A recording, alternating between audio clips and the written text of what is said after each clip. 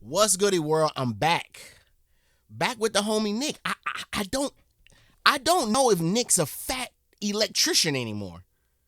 Okay, we gotta come up. Let's come up with some stage names. We gonna go the wrestling electrician. We gonna go goddamn shock value. How about shock value? Nick, the offer still stands, bro. You out here trying to clone Steve Austin and shit. Look at Nick. Stone Cold Steve Nick. That's his name. Stone Cold Steve Nick. Nick, you think you're rich now, bro? Wait till you become a wrestling champion of the world. Nick, they gonna make you champion, bro, in like 2 years. Huh? The vet elect. That's what they gonna do. The vet elect. And I just come out with the microphone and in a nice ass pink suit, pink and maroon suit. Just raising hell, 5'1" ball of hell coming down the aisle, and then you just come out with some, whatever the fucking electrician carries. And Nick, it's gonna work. It's gonna work. They're gonna come back and reference these intros like, yo, NOLO called it. I'm just saying, man. I'm just saying. Anywho, his latest video, The Fighting Preacher, Logan Weston. Logan Weston sounds like a preacher who's fed up and just want to wreck shop. You want to wreck shop? What? Wait, there was a movie like that, right? There was a movie like that. Was it 187? No. I think 187. He was a teacher. No, there is a movie where the preacher went. I don't know. I don't forget. We got a long one ahead of us, so I ain't got time to think about that. Let rock, y'all. Learn me something about Logan Weston. The fact that this guy doesn't even have a Wikipedia page about him is absolutely criminal. Okay. Today we're talking about Logan Weston, aka the Fighting Preacher, which is one of the greatest military nicknames of all time. And boy oh boy did he earn it, because wait till you hear this guy's rap sheet. Years in service, 27. Wars fought in, 3. Founding member of Merrill's Marauders, or as we know it today, the 75th Ranger Regiment. Credited with knocking out... Get the fuck out of here. I know you lying to me, Nick. What? And there's no... Wait, hold on, wait. Okay, maybe I heard this wrong, hold on. Service, 27. Wars fought in, 3. Founding member of Merrill's Marauders. Merrill's Marauders? And you... Wait, hold on. Or as we know it today, the 75th Ranger Regiment. You telling me this man is a founding father of the 75th Ranger Regiment? And he doesn't have a wiki? Nah, bruh. Nah. Founding member of Merrill's Marauders, or as we know it today, the 75th Ranger Regiment. How do you even come up with those names? Merrill Marauders. Like, what is that about? Let me see. Hold on.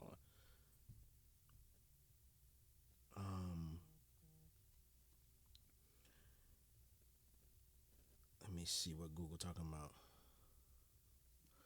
Origin story of Merrill's Marauders. Whoa. No, that's not what I said. Origin story of Merrill's Marauders.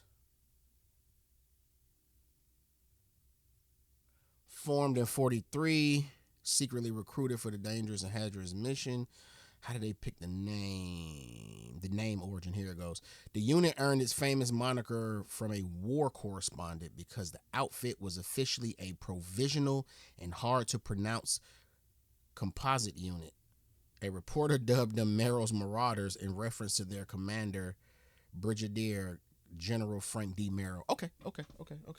All right. Damn, let's rock.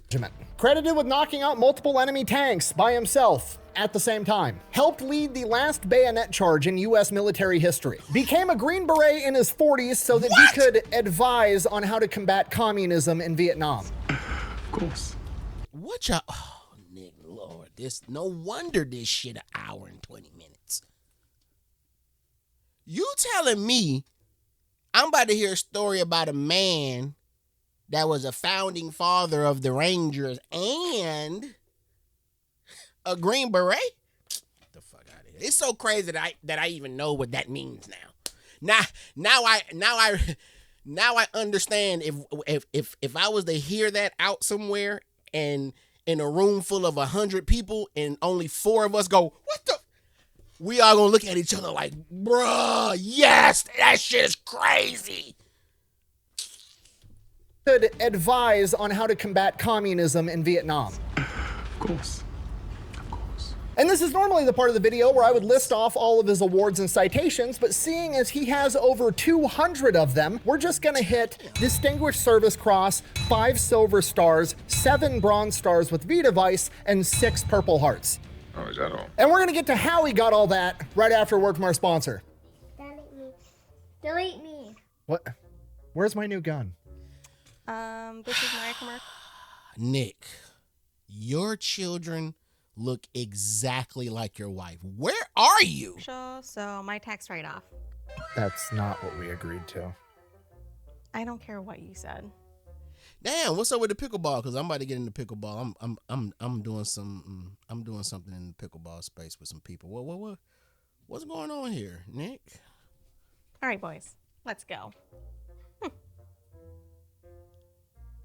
You know, taxes on a gun's more expensive, right? This video is brought to you by Delete Me. Super simple, straightforward business model. You give them money every month. They turn around and make sure the data brokers on the internet aren't selling your personal information. Okay, I've read some of the comments, and a lot of you guys have the same concern. You're like, hey, if I don't want my personal information out on the internet, why would I give my personal information to this online company to try to take my information off the internet? It seems like a self-defeating endeavor. Okay, that's a valid concern. I had the same one when I was getting signed up. Here's the thing. When you go to sign up, you don't really give them your personal information. I think when I signed up, I gave them my name and my email address, and that was it. Then after you get signed up and you give them that information. Wait, is that hold on. Did I just has John Doe's middle name always been Vincent?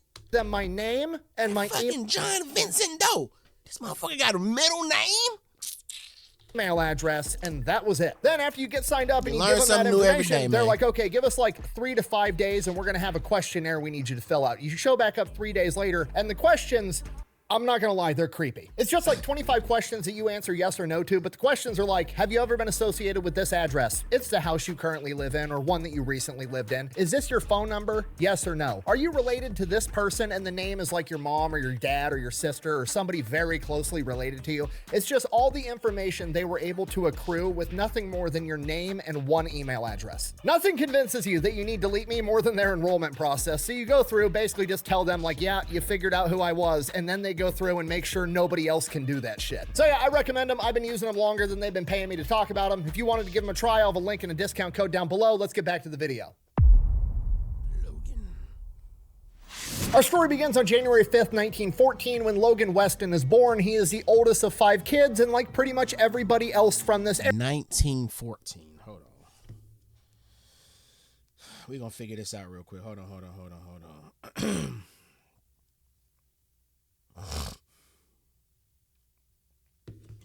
All right, so it says 1943.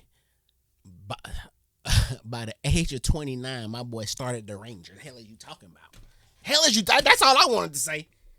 By the age of 29, my boy started the Rangers. What is you talking about? Merrill's Marauders? You know how hard that damn sounds? Man, that's so hard, man.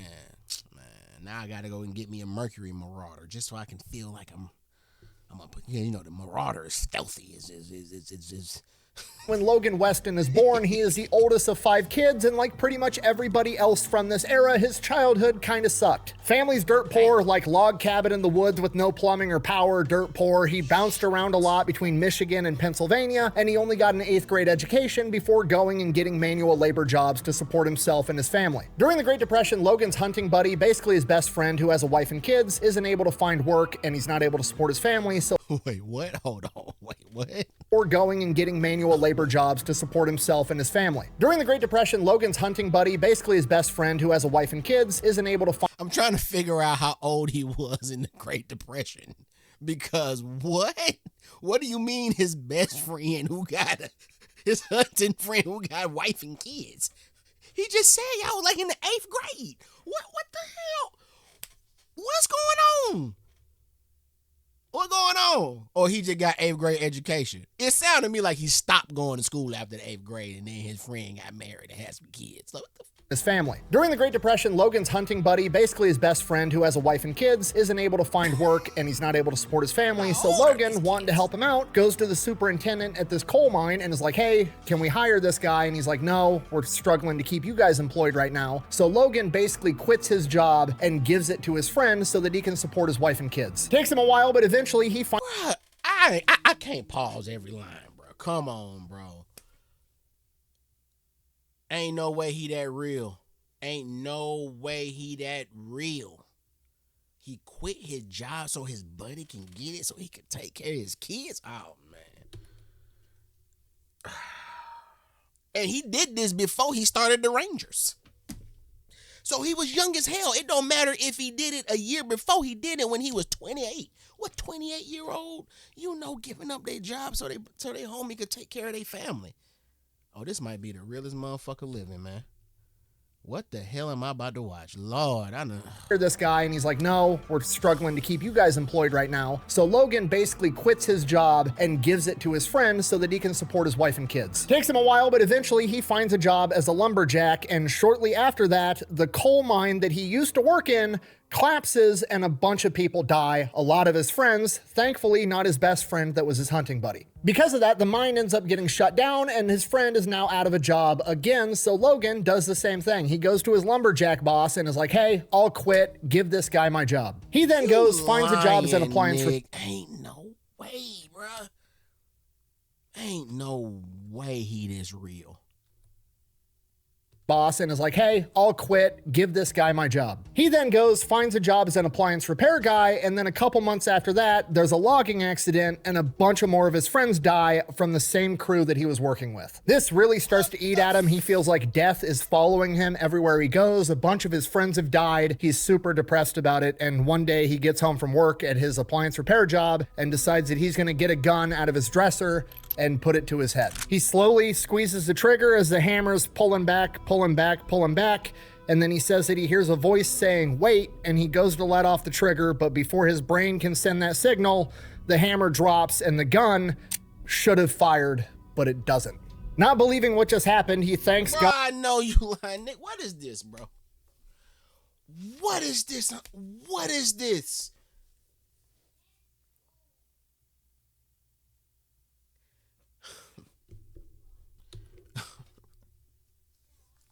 And you telling me he's gonna go from this to starting the range? This, all right, man. Okay, fuck it. All right. Gun should have fired, but it doesn't. Not believing what just happened, he thanks God for a second chance, walks outside of his house, and then shoots a tree with the exact same gun, and the gun goes off perfectly fine. And Logan interprets this as God having other plans for him, and it just completely shifts his perspective. God for a second chance. This sound like a third chance. Huh? Am I tripping? This sound like a third chance, buddy. And Logan interprets this as God having other plans for him, and it just completely shifts his perspective. Previously, he was thinking that death was following him everywhere he goes, and now he feels like he was being protected. God saved him from that mining incident just in time. He saved him from the logging incident, and now he just saved him from himself. Because of this, Logan decides that he's going to give his life to God. At the age of 25 years old, he decides that he's going to go off to Bible college to become a pastor. And that's what he does. He is just reading his Bible and studying in college constantly, and then his junior year of college, the draft starts for World War II in 1940. And at this point, at least, there's no exceptions. My boy went to college late. My boy went to college a little late, but he in there. Yo, my boy said, I'm going to give my life to God, become a preacher, and in just 3.5 more years, I'm going to start the Rangers. The draft starts for World War II in 1940. And at this point, at least, there's no exceptions for going to Bible college as getting you out of the draft, so he has to go, so he does the only thing he can do. He goes, he proposes to his girlfriend, gets engaged, and then sets off for the Army. Winds up at Camp Shelby, Mississippi for basic training, and when he first gets there, like just stepped off the bus to the base, they're in a big open field. There's a guy yelling that basically talking to hundreds of these kids that don't know what's going on, and he's like, okay, look, if you want to be infantry, go over there. You want to be artillery, artillery, go over there. You want to be a medic, go over there. You want to be this, go over there, yada, yada, yada. And he's looking around. He doesn't know what any of these words mean. He doesn't know what infantry is. He doesn't know what artillery is. This is 1940. There's no TV show. You can't Google this beforehand. You're not getting to pick a job. So he's like, I don't know what to pick. So for some reason, he picks infantry, thinking that sounds easy. Infants don't do a lot. I could probably do whatever the infantry does. There may be a situation here in which a serious mistake was made. No. From here, he goes to basic training. Y'all not about to tell me, you know, what's the saying? I forget the saying that the folks say about not knowing something and it not being an excuse. You telling me, I'm gonna just call it a mistake, that a mistake is gonna lead to a preacher helping start the Merrill Marauders? That's not what y'all telling me. That's not what you're not telling me. This is based on a guess. Nah. Was made. Nah. Let's go to basic. From here, he goes to basic training, then he goes to infantry school, then he's just stationed at Camp Shelby, and the entire time he's also functioning as like a pseudo chaplain. Again, got to remember, he's like 27 years old at this point. A lot of the other people coming up are young 18-year-old kids. There's a huge deficit or like lack of religious services available because of how quickly the U.S. military is growing. So he's leading prayer groups, he's, consulting and talking to guys that are having personal problems, much like a chaplain does. And then December 7th, 1941, Pearl Harbor gets attacked, and then within a matter of hours, he is ordered to move out, and he is somewhere along the Mississippi River at a choke point, basically pulling security on the Mississippi River in case the Japanese invade. You gotta remember, this is Pearl Harbor. It's complete chaos. Nobody knows what's gonna happen. There could be a land invasion at any minute. People have no idea. So he was just mobilized somewhere that the Japanese might show up on the Mississippi River. And again, I presume because of the chaos in the days following Pearl Harbor, nobody knows what's going on. Everybody's scrambling. He winds up camping along the Mississippi River with all of his guys for like a month. Like, he was mobilized within hours of Pearl Harbor being attacked and then just stood out there and made sure the Japanese didn't show up at a river for a month straight. Okay, if you're not picking up what I'm putting down, I'm trying to tell you, I'm pretty sure they forgot they sent him there, okay? Anyways, regardless, by the second week of January, he finally gets orders to head back to Camp Shelby, so he packs up all of his stuff, heads back to Camp Shelby, and when he gets there, he is immediately promoted to sergeant. And again, this is obviously because of Pearl Harbor. We're going to war, we're gonna need millions of new troops, millions of new draftees, millions of new volunteers. Pretty much anybody with any military experience at that moment was gonna get put in a leadership position, so they were promoting everybody. He then gets pulled into his CO's office, and CO tells him that he thinks that Logan would be a good fit for officer candidate school. Logan says he's interested. He goes off, he goes through like a board, like an interview type process, and when he gets kicked back, he gets rejected. Now, I don't know what happened in this interview, but apparently the promotion board's official reason for not promoting him was his religious convictions were too staunch, and they recommended him for a psychological evaluation. The commanding officer that had... Too staunch. Okay, that's a it sounds like I want to use that word in life. Hold on now. Definition of staunch. No, not scotch. Staunch. There you go. Staunch is an adjective that describes someone or something that is firm, steadfast, and unwavering in their loyalty, beliefs, or support. Okay. Oh no, I'm using that. I like that.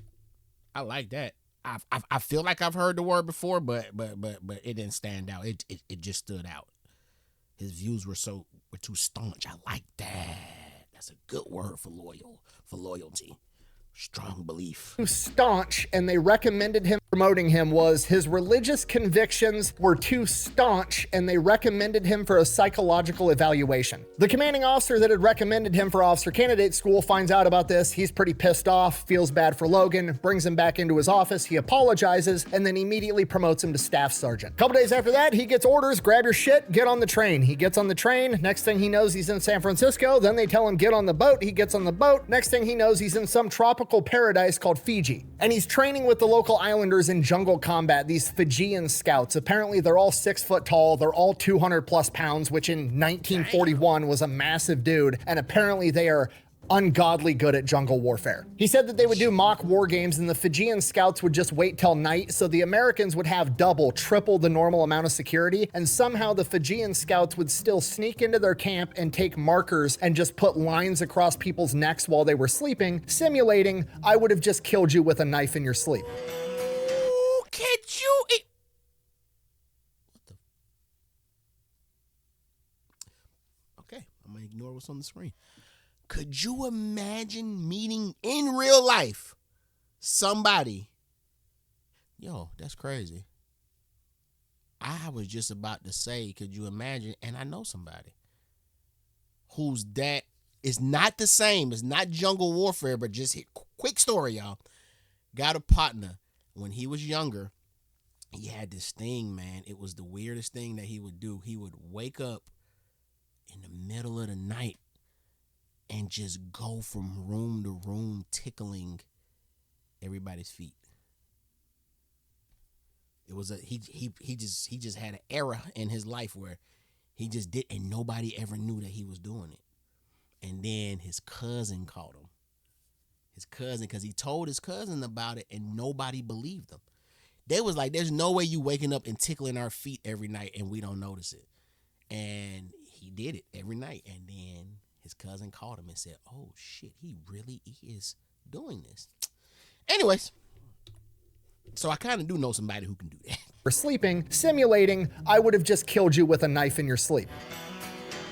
I have a dick on my face, don't I? And this is initially who's teaching him and all the rest of his guys how to operate in a jungle environment. And then when he's not training, he's still doing his pseudo chaplain thing. He's leading little prayer groups, religious services. He's counseling guys that are having trouble with stuff back home or just trouble in general. And that's what he does. And this goes on for months. And then one day they tell him, all right, get on the boats. From here, his ship kind of goes around the Pacific on these search and destroy missions. Basically, Navy intelligence is triangulating where Japanese radio signals are coming from on these little tiny itty bitty islands out in the ocean where the Japanese have left small contingencies of men that are basically just trying to track American ship and airplane movements and radioing it back to their intelligence. So they're triangulating where these guys... Yo, man, this reminds me, this scene, the way it was just sitting there like that, the Japanese have left small contingencies of men that are basically... It reminds me of MASH. Even though I know MASH had the helicopter. Yo, I'm going back and watch MASH. I did not appreciate MASH. We watched it. My mom watched MASH, and you know when MASH came on, that meant it was nighttime any damn way. It's time to go to bed. But you know we stayed up and watched it. But I didn't know I didn't appreciate. I gotta go watch MASH again. But this reminds me of MASH, even though it's not the same scenery, and it also reminds me of Wonder Years. The Wonder Years intro. Just trying to track American ship and airplane movements and radioing it back to their intelligence. So they're triangulating where these guys are. They go in and destroy their outpost. Logan winds up going out on a couple of these missions, but all the outposts that he finds have already been abandoned, so they just destroy the equipment and head back to the ship. While that's going on, they celebrate Christmas of 1942 on the ship. They don't get any special food because the supply ship was sunk by an enemy submarine. This is the worst.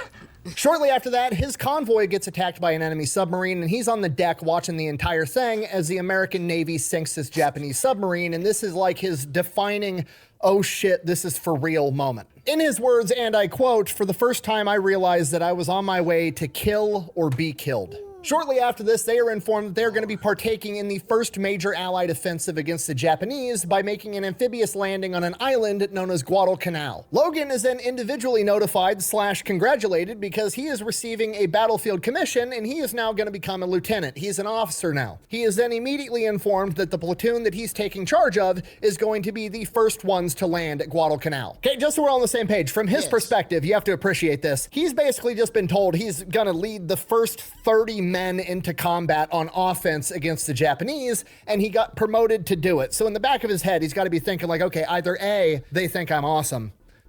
Probably not very likely considering I have no combat experience. B, I just got promoted to be a sacrificial lamb. Great. But if he celebrated Christmas on his ship in 1942, he couldn't have... Shut up. I know what you're going to say. Just shut up. You're going to ruin the story. I'm going to address it, all right?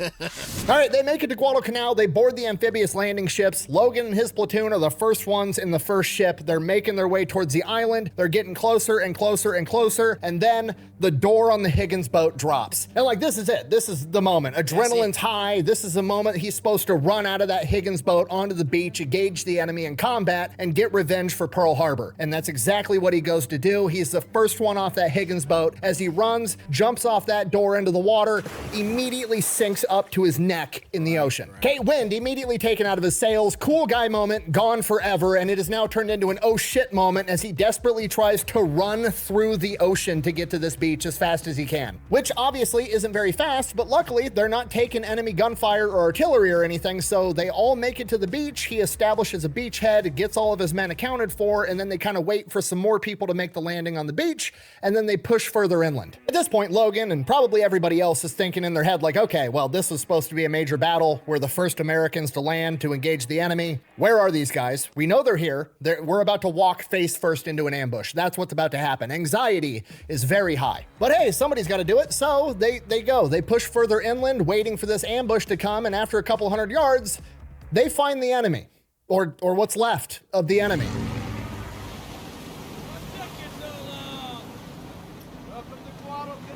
There's dead guys and chunks of dead bad guys everywhere that's been left rotting out in the sun. There's supplies scattered all over the place. Anything that even slightly resembled a structure has been completely destroyed. Somebody has already been here and just laid waste to this entire thing. So they kind of just take up a holding position and wait for orders, and then, you know, word comes down, they get everything figured out. Apparently the Marines have beat the army here by like 2 months. Come, Gimli! We're gaining on them! I'm wasted Shouts on out. country. We dwarves are natural sprinters. Sidebar, I love this Shouts part of out. the story because all I can think about is the TV show The Pacific, when the army shows up after the Marines have already been there, and the Marines show up and raid all the army supplies because they're starving. Also worth mentioning, his army... Is that a show I need to watch? Pacific? Let me know. Let me know. Let me know.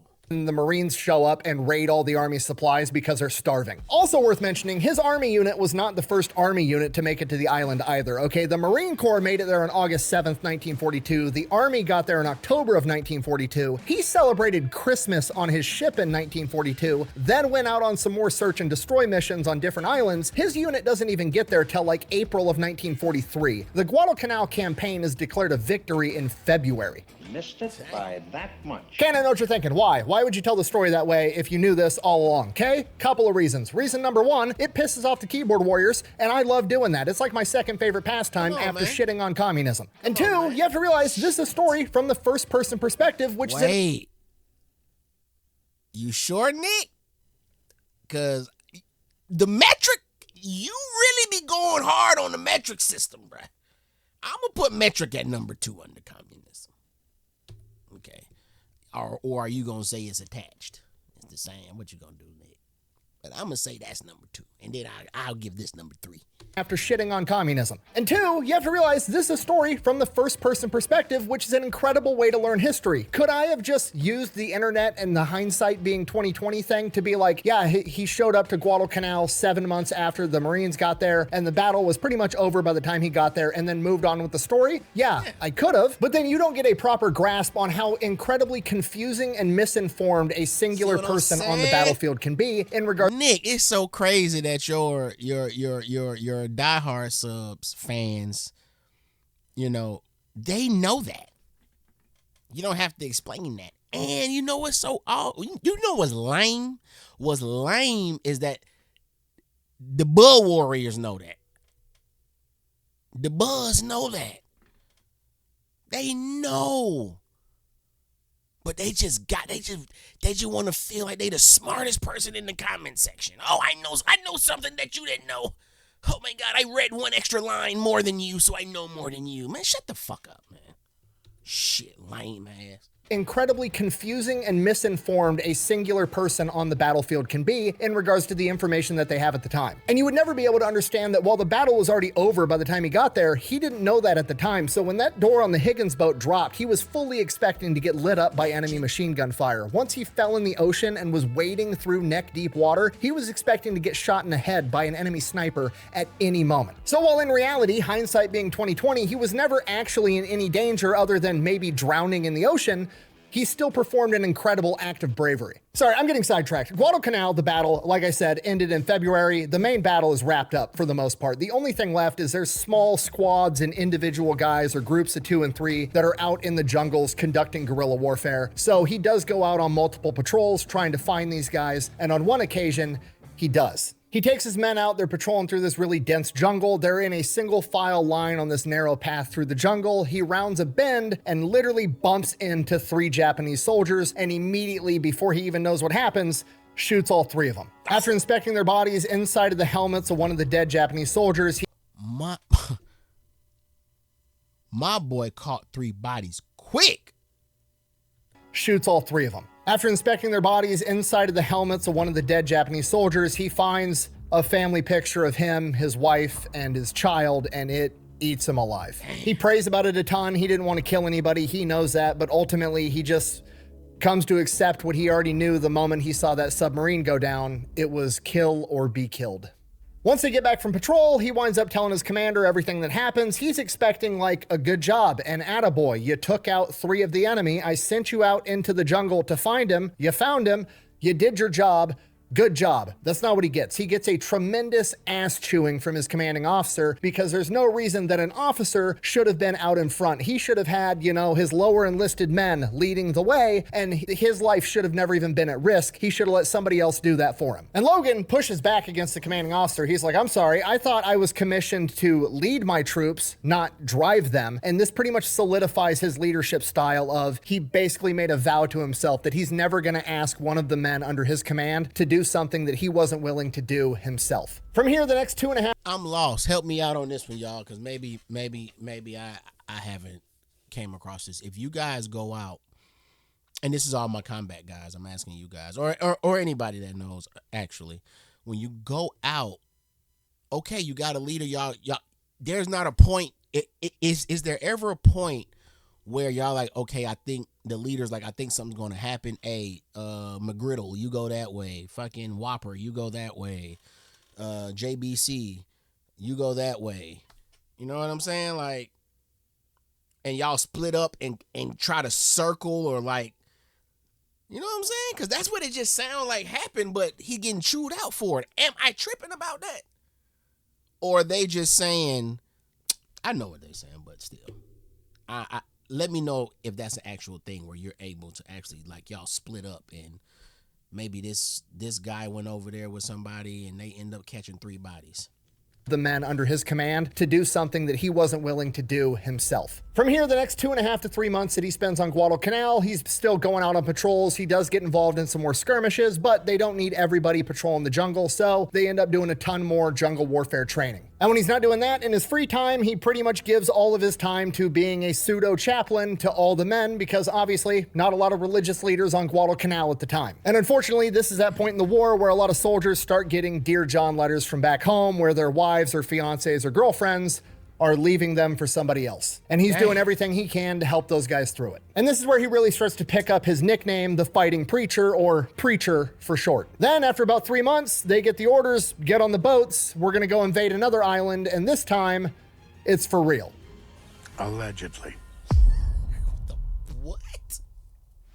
All right, July 3rd, 1943, they board the ship. Once they get on the ship, they start telling everybody the plan. We're going over to a nearby island called New Georgia. There's an airstrip on the island. We got to take the airstrip. The obvious spot of attack is going to be the south side of the island. So under the cover of night, we're going to sail right past the south side of the island, and we're going to land on the north side of the island to catch the enemy by surprise. Once we get there, we'll open up with a naval bombardment to soften up the landings. You'll board the Higgins boats, and then you'll go take the island. That's the plan. Fast forward 3 o'clock in the morning, July 4th, 1943, they're here. It's time to go. We're going to make the landings. The Allied forces open up with this gigantic naval bombardment, and it has the opposite of the desired effect. It does not silence the enemy. It's more like stirring up a hornet's nest. Within a matter of minutes, enemy airplanes are in the air. They're dropping flares over the ships, so now it's basically broad daylight, even though it's 3 o'clock in the morning. And Preacher and the rest of the guys can now see that the Japanese are shooting artillery back at them as well. Then the destroyer that they're on starts zigzagging because there's enemy submarines in the area, and and within a matter of a couple of minutes, the entire ship gets rocked, presumably by an enemy torpedo, and within minutes, they're calling to abandon ship. Okay, now we got a big problem because the Higgins boats aren't here yet. Okay, now typically the Higgins boats are stored inside of another ship or on top of another ship, and then they're craned off, lowered into the water, and somebody drives the Higgins boat up next to the destroyer or the troop transport. They drop that cargo netting down the side, and the guys climb down the cargo netting and get in the Higgins boats. We don't have time for all that shit. They didn't give us a timeline. They said, get off the ship. So Logan and pretty much everybody else just start jumping overboard with their full kit, backpack, gun, ammunition, everything they need to take on a mission. They're just jumping into the ocean at 3 o'clock in the morning. Luckily, the Higgins boats were already on their way, so they wind up meeting up with a Higgins boat in the ocean, and the guys in the Higgins boat pull them up top. Logan gets himself and all of his platoon. What do you mean they meet?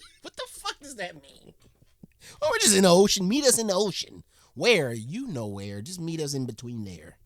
Between the two boats that just got blown up. Just meet us up. Just meet me there.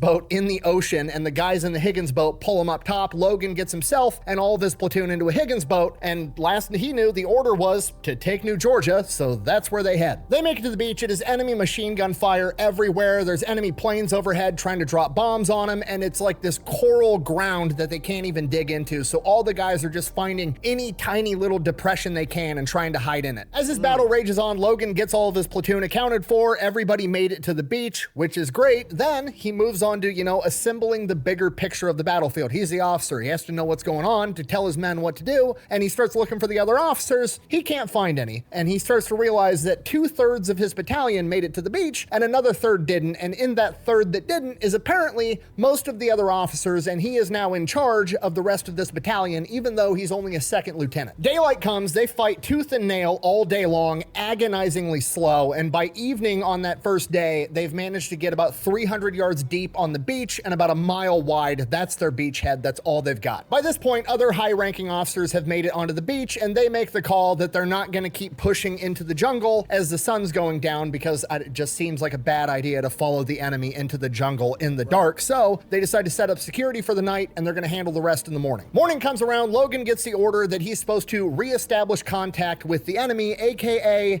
go fucking get them. From here, they basically use this beachhead as a base and conduct patrols into the jungle looking for the enemy. Logan doesn't go into great detail of like play-by-play of what happens every single patrol, but he does say during this period of time, all of his men picked up the habit of shooting and or bayoneting every dead Japanese guy they saw, because they figured out pretty quick that the Japanese like to pretend to be dead and then try to shoot you in the back after you walk by. He also said during this period of time, he and his men became experts in clearing out Japanese machine. Could you oh shit.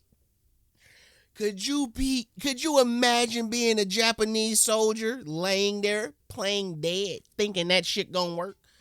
Imagine being the one at the front. You at the front playing dead. And the American soldier be like, you know what, man, let's just double check this shit. And let's just the first one who playing dead gets shot. If I'm 2 rows behind him, I'm getting up and running. You just gonna have to shoot me while I'm acting alive. Because you not about to kill me while I'm acting dead. You telling me I'm gonna sit here and play dead until you dead me? Boy, because in your mind you thinking it's actually gonna work. He's never gonna pull the trigger, and then that motherfucker pulls it. Motherfucker, that's nuts. After you walk by. He also said during this period of time, he and his men became experts in clearing out Japanese machine gun nests. As soon as that Japanese machine gun would open fire, everybody would hit the deck. They'd return so much suppressing fire that the Japanese couldn't look up to man the gun. And while they were keeping their heads down, somebody would run up there with grenades and clear them out. This goes on every day for about 2 weeks straight. And then his platoon gets relieved by a Marine unit, and they get sent back to the beach to get some R&R and then wait for new orders. After a couple of days of hanging out on the beach, new orders come down, and here's basically what's going on the island at this point. The Japanese have brought in reinforcements to defend this airfield, and the Marine and the Army units that are trying to take the airfield are basically stuck in a stalemate. So Logan and his battalion are being sent in, okay? Battalion, not company, not platoon, battalion. Like 900 guys are being sent in, and their job is going to be to block the main supply road leading to this airport to cut off Japanese supplies so it weakens them so they can take over this airfield. The problem, it's like 17 miles away, and there are no roads. They're going to have to traverse 17 miles of this jungle island terrain to get there. So they set off carrying 5 days worth of food and water on their backs, and it is absolutely miserable. It's either cliffs made out of coral like this, or it's dense jungle, or it's swamps. Pretty much the entire 900-man element is marching through potentially enemy territory in a single file line. It is a slow and painful journey, and the entire way they're rotating out which platoon is at the very front leading point. When it's time for Logan's platoon to lead point, he's got a couple of scouts out in front of him, then it's him, and then 900 guys behind him in a straight line walking through the enemy jungle. They're like an hour into his shift at leading point, and all of a sudden he hears a gunshot from out in front of him. Logan and pretty much everybody else hits the dirt, assuming they're getting ambushed, and then after a couple of seconds, nothing. No more gunshots. It's just quiet. After a couple of seconds, Logan gets absolutely pissed. He's thinking in his head like, okay, one of my scouts just shot at an animal or accidentally dropped his gun and fired off a round while we're trying to sneak 900 guys through enemy-held territory and risk everybody's life. It's just crazy how much shit goes through your head when something like that happens. You just gotta put yourself in that, like, imagine you hear the shot, you think you take that, you're there for war, so your immediate thought is we're getting attacked. But you're so used to attacking and what attacking sounds like that you're like, this doesn't sound like an attack. Then you immediately start running through your mental Rolodex of potential shit that could have happened. And it happens in like 2-3 seconds. And he immediately decided that it gotta be one of my boys. My boy's up there fucking up, man, doing too much, playing too much, not being serious enough. Let's see what really happens though. But it's just crazy that he went from I'm kind of scared that I might die to I am extremely pissed off at my crew. Off around while we're trying to sneak 900 guys through enemy-held territory and risk everybody's lives. I gotta go up there and see what the fuck is going on. So he marches up there, finds his scout, and he's about to chew this guy out. Basically asks him, what just happened? Why are you shooting your gun? And then up above him in the trees, he hears something falling and rustling around in the trees, and it's making its way down, and then a Japanese rifle falls right at his feet in front of him and the scouts. And then something even bigger starts rustling in the trees, making its way down, and then a dead Japanese soldier falls right on top of the rifle, and the scout looks at him and goes, I didn't have enough time to take the shot I wanted. I'm pretty sure he was aiming at you. And Logan's like, all right, good. Well, Logan, I bet you that didn't run through your mind. I bet you that didn't run through your mind. You didn't think that your life was being saved when that happened, did you? Sheesh, Louise. My boy was able to experience his life being saved.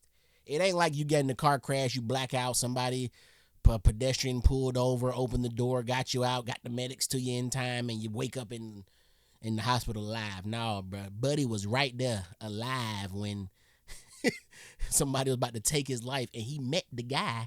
He was about to chomp off the guy who saved his life. That's amazing.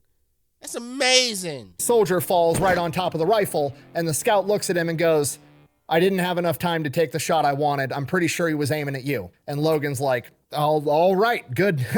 Good work. Carry on. After that, the formation keeps making this arduous journey towards the objective, and it takes them 4 days straight to cover 17 miles. But eventually, they make it to the objective, they identify the trail, then they backtrack, they find a small knoll, they dig trenches, they set up a defensive fighting position in case they get attacked, and then they're going to be able to launch ambushes on this trail to shut down the Japanese supply lines. And pretty much as soon as they get their trenches dug, they get attacked instead. They repel multiple attacks all day and all night, and then it starts raining. And they repel multiple attacks the next day, and it keeps raining. And by the time they realize how dire their situation actually is, the rain and the tropical humidity has destroyed the batteries in the radio, and they have no contact with the outside world. By this point, they have been attacked from every direction and know that they are completely surrounded and totally outnumbered. And if that wasn't bad enough, they only brought 5 days worth of food with them, and it took them 4 days to get here. And it keeps raining. We've been through every kind of rain there is. And this goes on for days, just sitting in a trench in the rain, can't get up, can't look out, completely surrounded. Sometimes they're launching bonsai attacks, they'll repel the attack, but that's it. They can't go anywhere. They're just stuck, held there by the enemy. And then eventually days turn into weeks. Everybody is starving. The only water they're getting is by taking their canteen cups and catching rain to drink it. They start eating any edible plant that's anywhere nearby. They're doing everything they can to survive, but they are actually actually starving to death. It's absolutely awful. Guys are sitting in trenches that are full of water. They're getting trench foot. They're getting other skin infections. Guys are getting sick. They're all starving. And to make... What is trench foot?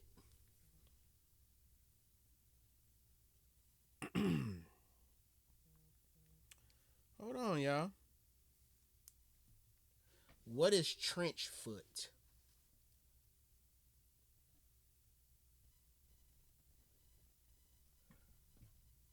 This thing's searching. Like, what are you talking about? Let me try again.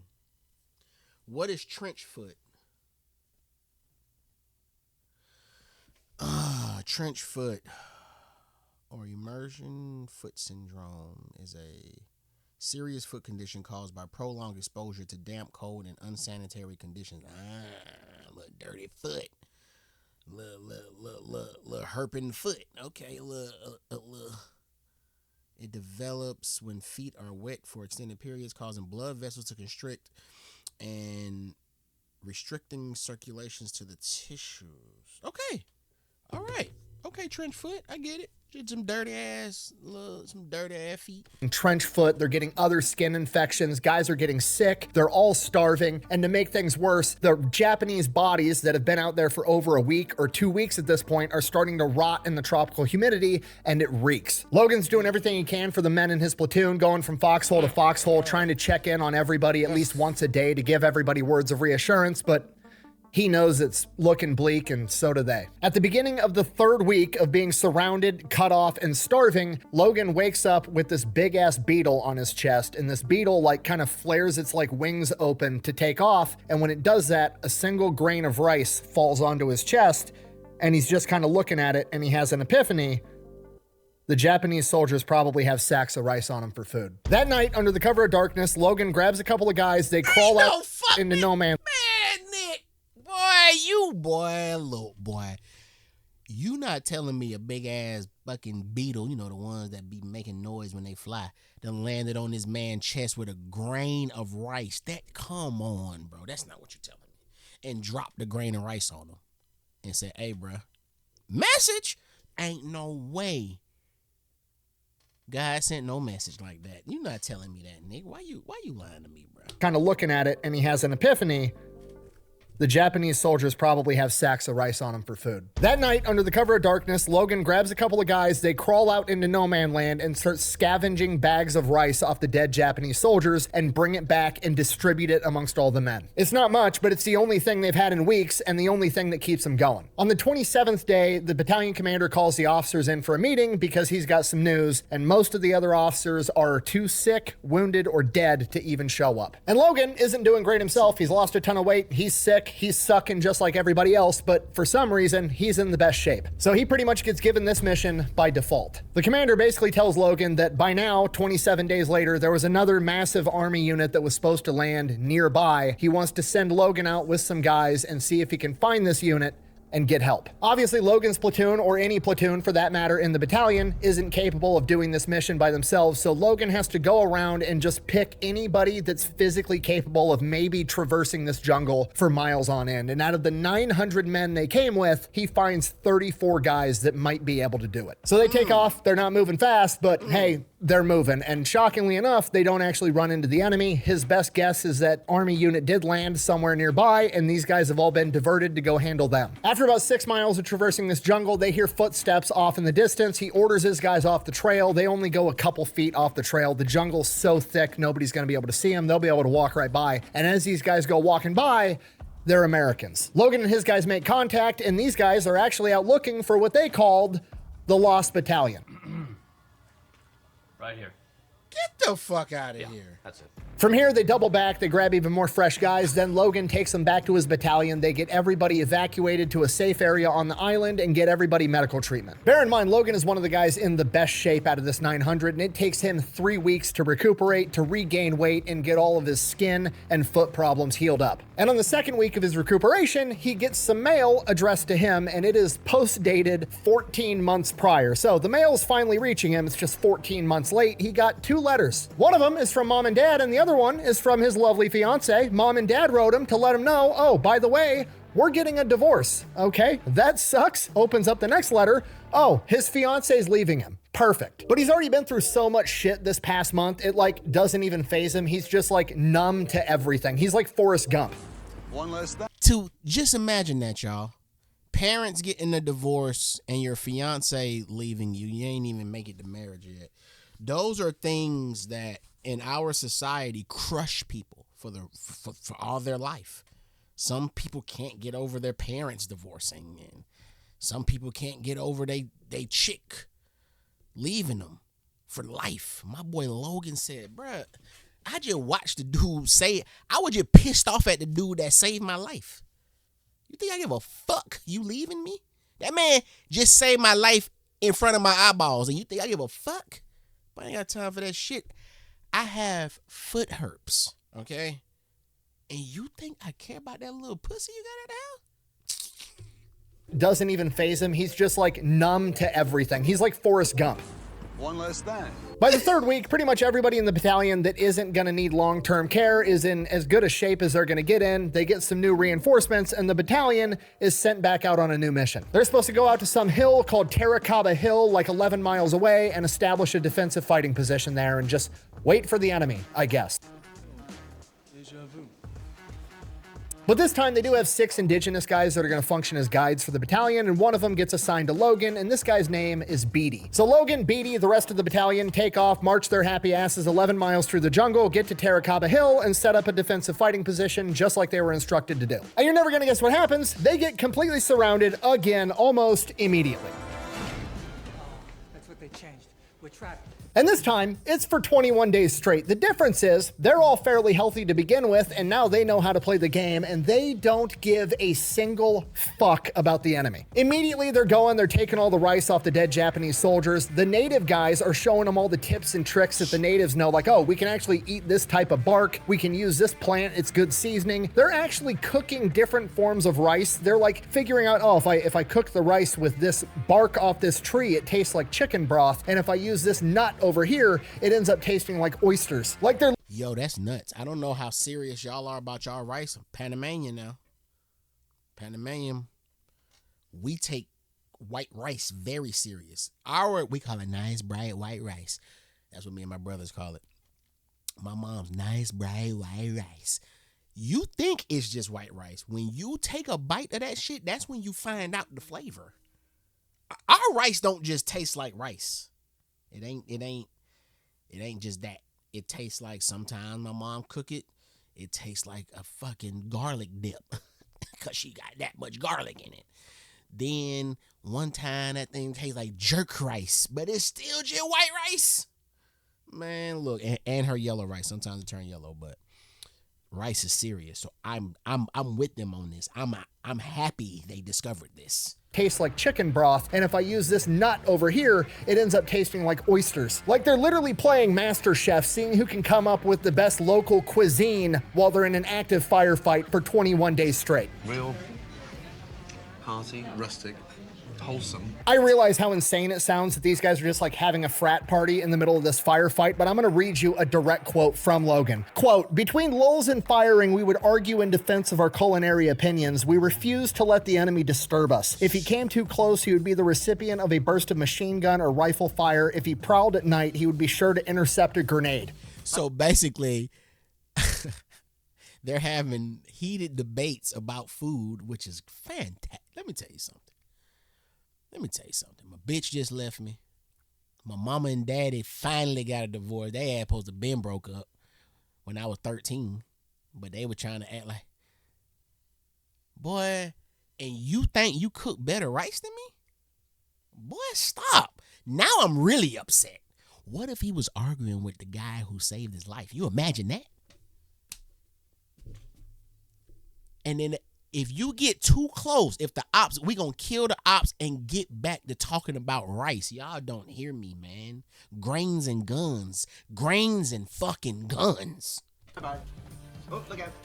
Thank you for coming by. Have a good day. I'm going to enjoy my watch. He then goes on to say, and I quote, "We were surrounded, but it just didn't bother us anymore." By the 19th day, apparently the battalion commander decides that the party needs to come to an end. He needs somebody to go penetrate behind enemy lines, make contact with an allied unit, and, come in and clean this situation up. Logan Weston basically gets assigned the task because he is the most experienced patrol officer in the battalion. He gets given 33 of the best in shape guys, and he takes his local guide, Beatty, with him. From here, Logan and Beatty and the other 30 guys with him all get together in an area, and then a bunch of the other guys in the battalion get ready, and they've identified the weakest spot in the enemy line. The battalion lays down a bunch of covering fire. They punch through this weak spot in the enemy line, and these 30 guys plus Beatty and Logan disappear into the jungle. Once they really get moving, Beatty is absolutely incredible. This guy is having them ducking and dodging and avoiding the Japanese left and right. They're like invisible ghosts in the jungle under this guy's guidance. After about 4 miles, they get to a spot where they need to exercise a little bit more caution. And remember, Logan's the kind of commander where he's not going to ask anybody to do anything he wouldn't do himself. So he grabs Beatty, and those two take off to scout everything beforehand to make sure it's not an enemy ambush. They're making their way down this trail. Logan turns a corner, and off in the distance, he sees a Japanese soldier, and the Japanese soldier is raising his rifle and pointing it at Logan. Logan, realizing that he's about to lose a quick draw contest, immediately drops to his knees and hip fires towards the guy. Doesn't hit him, but it scares the guy enough that he jumps into the brush. And from here, all hell breaks loose. There's rifle fire and machine gun fire coming from the left, the right, down the trail, absolutely everywhere. They turn and start running. They dive off the trail. They wind up making their way into this swamp and swim through and hide in this swamp. After they're convinced that they lost him, they climb out of the swamp. Immediately, he realizes, like, I've had so much adrenaline pumping, I'm not sure if I've been shot or if Beatty's been shot. So they wipe the mud off Beatty, check him out.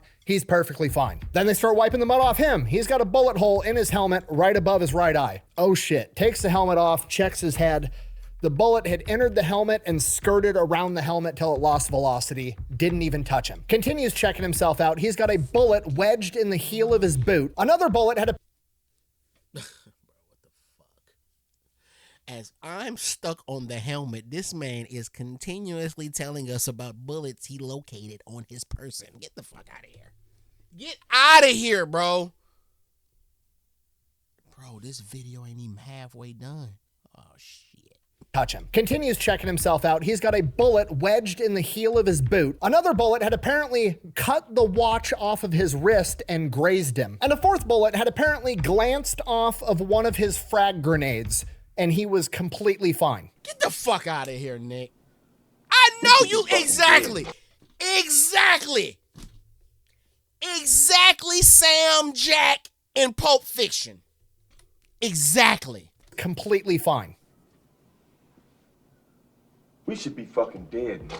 So they start making their way back to their platoon, and Beatty is just like blown away talking to Logan, like, wow, your god must be really powerful to be able to protect you like that. I need to know more about this guy. Like, can I worship this god? Can I be part of the club? What do I got to do? And Logan, AKA Preacher, is like, yeah, man, of course you can. Just, accept God as your, Lord and Savior and love him. He'll love you back. Bada bing, bada boom. You're a Christian. Hearing that, Beatty's in. So like him and Logan stop for a minute. They say a prayer together. And in Beatty's mind, he is now... This not banter. He was dead ass. Like, bro, I need the juice right now. Load me up right now, dog. We got swamp water. Baptize me right now. Right now, preach. Come on, man. Beatty's in. So like him and Logan stop for a minute. They say a prayer together. And in Beatty's mind, he is now like a complete reborn again Christian. And from his perspective, he now thinks that he's basically immune to bullets. So he's so excited and pumped that he like starts singing and dancing loudly as they're walking back to the guys through enemy territory. And Logan is trying to get this guy to shut the fuck up, but he can't because now he thinks that bullets don't affect him. And then, as fate would have it, apparently him singing scares a group of parrots or some kind of fucking bird, and they take off and start squawking, and the birds apparently scared a bunch of monkeys, and then the monkeys start running around screeching, and the next thing you know, all of the wildlife in the area is running around making a shit ton of noise, and apparently this convinces the Japanese that a much larger element of guys is headed their direction, so they're able to make it back to his platoon without a single shot being fired, and then the platoon is able to make it back to the battalion. Here we go with the scams. Y'all, Nick, you done brought God into the scams. They done scam these folks with their own animals. They know them animals. They know what them animals. They know what's going. Y'all done scammed them. Oh, Lord. Platoon without a single shot being fired, and then the platoon is able to make it back to the battalion under the cover of all this noise. So put on. What else? Oh my God. I love you, God. They're back at the hill with the battalion for 2 days before the battalion commander decides. Was that Jesus or was that Jesus? Oops! I had to. That was come on. Was that Jesus or was that Jesus? Talk to me. Let me know. I love you, God. Look like Jesus to me. They're back at the hill with the battalion for 2 days before the battalion commander decides, fuck this, we gotta punch through and reconvene with this bigger army unit so we can get out of here. They march the entire battalion into the jungle with Logan leading point the entire time, and for 4 days they launch multiple attacks on different spots on the enemy line, trying to punch through. And again, as fate would have it, on the 4th day, other army units and Marines launched their attack on the airfield on the island, which caused all the Japanese in the area to fall back to defend the airfield, and they were finally able to punch through. They're able to reconnect with the 25th Infantry Division. Those other units were able to take the airfield, and the New Georgia campaign is essentially over. Logan's battalion gets put on R&R for the next 2 weeks, where his main goal is to try to regain some weight, because over the course of this campaign, he's gone from 185 pounds to 119 pounds. After that, his unit gets sent back to Guadalcanal, where they're going to get new reinforcements, new equipment, everything they need to accept their new mission. And after 3 days on being in Guadalcanal, Logan hears about a call going out requesting guys with extensive jungle warfare experience to go on a super dangerous secret mission. They're not even going to tell you what it is unless you accept it. Logan hears this and is like, I mean, my fiance just left me, my parents are getting a divorce, and I just had a party in the jungle for the past 21 days. Fuck it, why not? I'll go. I was just about to say, my boy, I mean, he got experience, but he's more experienced in starving in the jungle. That's what they're most experienced in. Okay?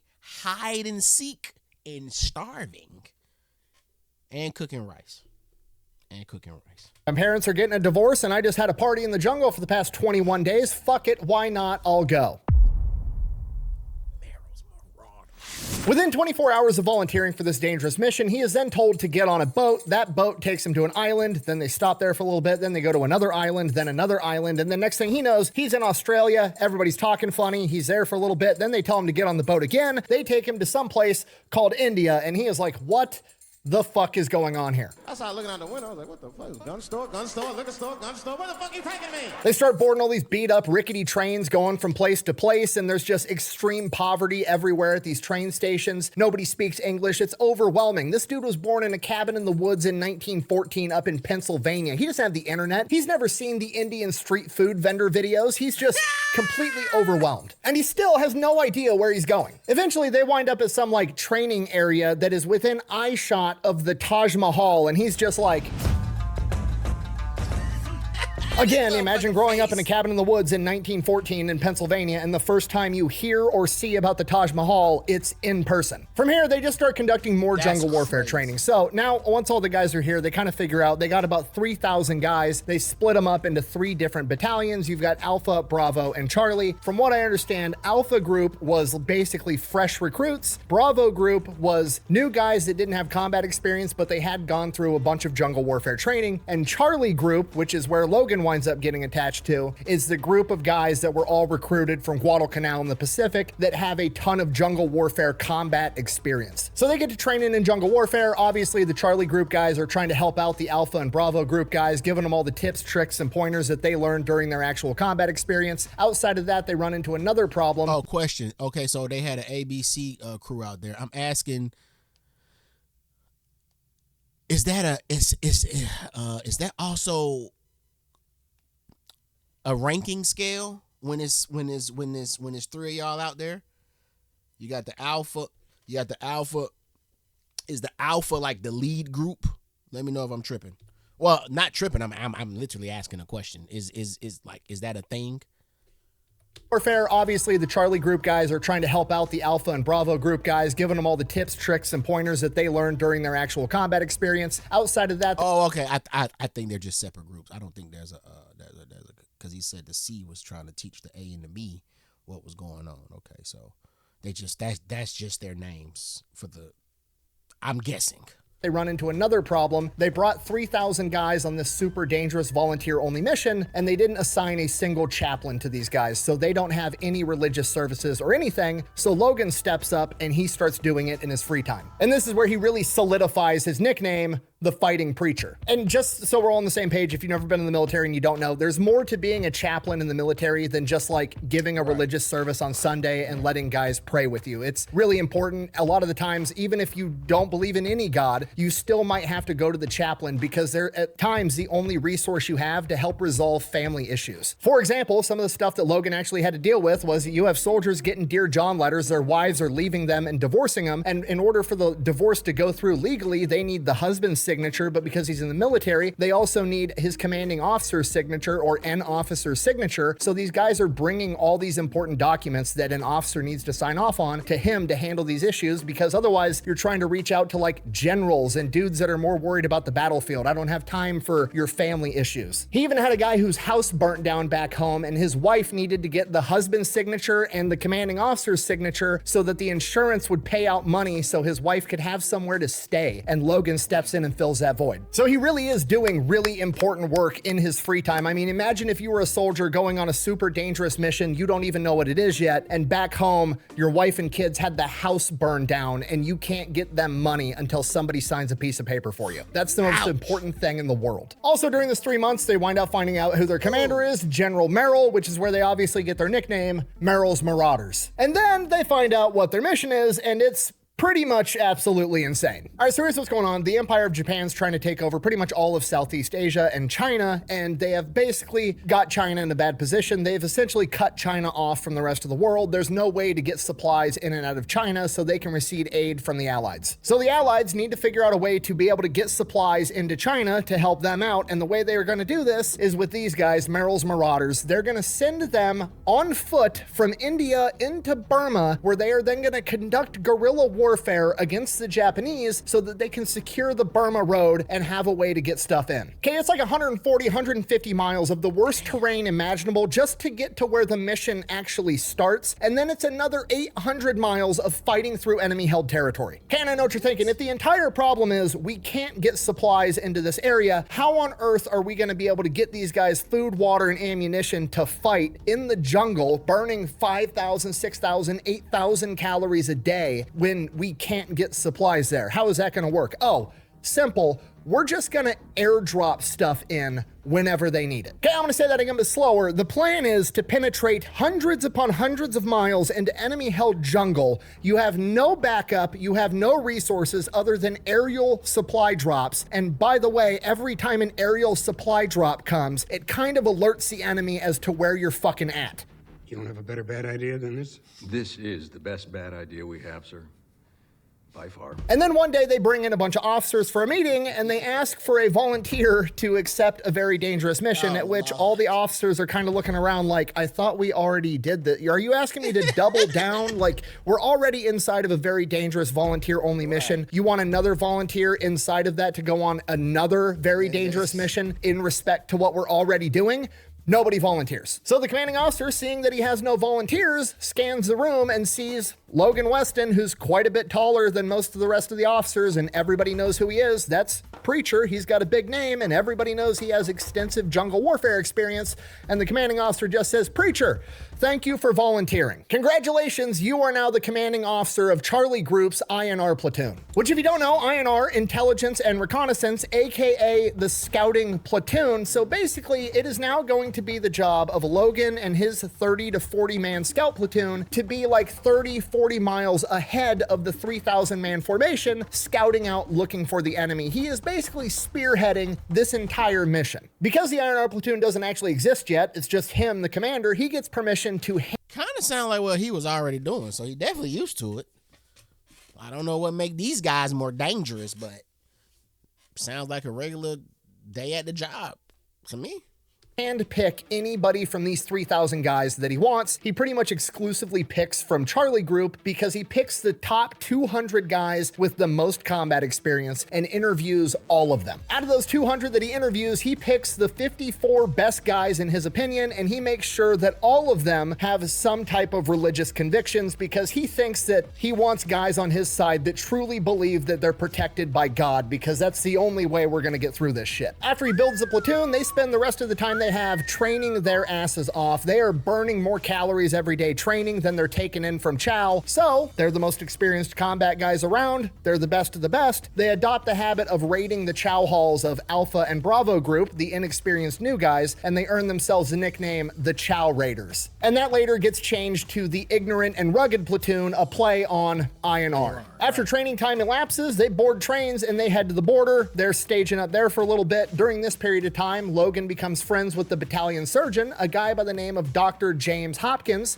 the great-grandnephew of John Hopkins, you know, like John Hopkins Hospital. Now, up until this point, they've been told the entire time, hey, we've had a bunch of engineers out there. They're already building a road that's supposed to go and hook up to the Burma road, so you guys are actually going to be able to drive into enemy territory on trucks. I don't believe you. That's not what happens. They're working on a road, but it ain't that kind of road yet. Trucks aren't going to be able to make it, so they have to go and unload a bunch of mules off of trains, and they're going to carry all their equipment and ammunition and supplies on mules. Donkey! So they get the mules loaded up, and Logan and the INR platoon take off 24 hours before anybody else does. Originally, they've got this like gravel road that was made by the engineers known as the Lido Road. They follow that for about 80 miles. They're running into engineers. The engineers are making coffee for them. It's not that bad. I mean, they're walking with 65-pound rucksacks, so that kind of sucks, but they're not really in enemy territory yet. Very quickly, though, everybody comes to kind of really get annoyed by these mules because, as I'm sure you can imagine, walking in the jungle with a 65-pound rucksack through mountainous terrain gets pretty tiring, so every hour or so they're stopping to take like a 10-minute break, and apparently the mules would see everybody else is stopping and sitting down, and then the mules would also like sit or lay down, and then the mules were incapable of getting back up when they were fully loaded with gear, so every single time they would have to unload the mules, get them stood back up, reload the mules, and pretty soon it turned into the guys that were in charge of the mules weren't actually getting a 10-minute break. They just got to spend 10 minutes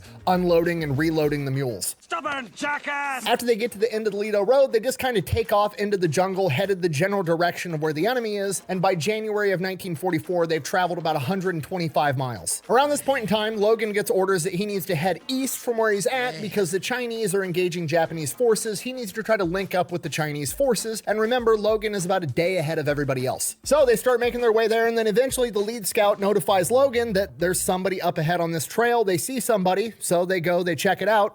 It's some Asian guy in some type of uniform. So they kind of like make themselves known, not knowing if it's the Japanese or the Chinese. And then the Asian guy just kind of raises his hand and they think he's waving. They're like, oh shit, we found the Chinese guys. This is awesome. You seriously never noticed? Hey, hats off to you for not seeing race. And then the Asian guy drops his arm and they start getting lit up by machine gun fire. Remember, this 54, the most jungle warfare experienced guys we got, they all hit the deck for a second, and then within a matter of like 2 minutes, they've killed all of the Japanese soldiers that staged this ambush. Okay, just so we're on the same page, this is the first encounter between Merrill's Marauders, or America in general, and the Japanese Empire in Burma. America got ambushed by surprise, proceeded to kill everybody that ambushed them, and Logan's men didn't have a single casualty in return. We're setting a tone right out of the gate. From here, they keep making their way east. They get into some more skirmishes. Eventually, new orders come down. They got new intel. The Chinese are attacking the Japanese at a place called Wallaboom. It's a village that's basically been commandeered by the Japanese. They're using it as an outpost. They've got a ton of supplies there. Perfect target for guerrilla warfare. They're already being attacked by the Chinese on one side, so if Merrill's Marauders can come up from the other side, they'll pinch them in a vice and crush everything. For this, the INR platoon links back up with the rest of the main force. They make their way there. They're being super sneaky, secretive in the tall grass.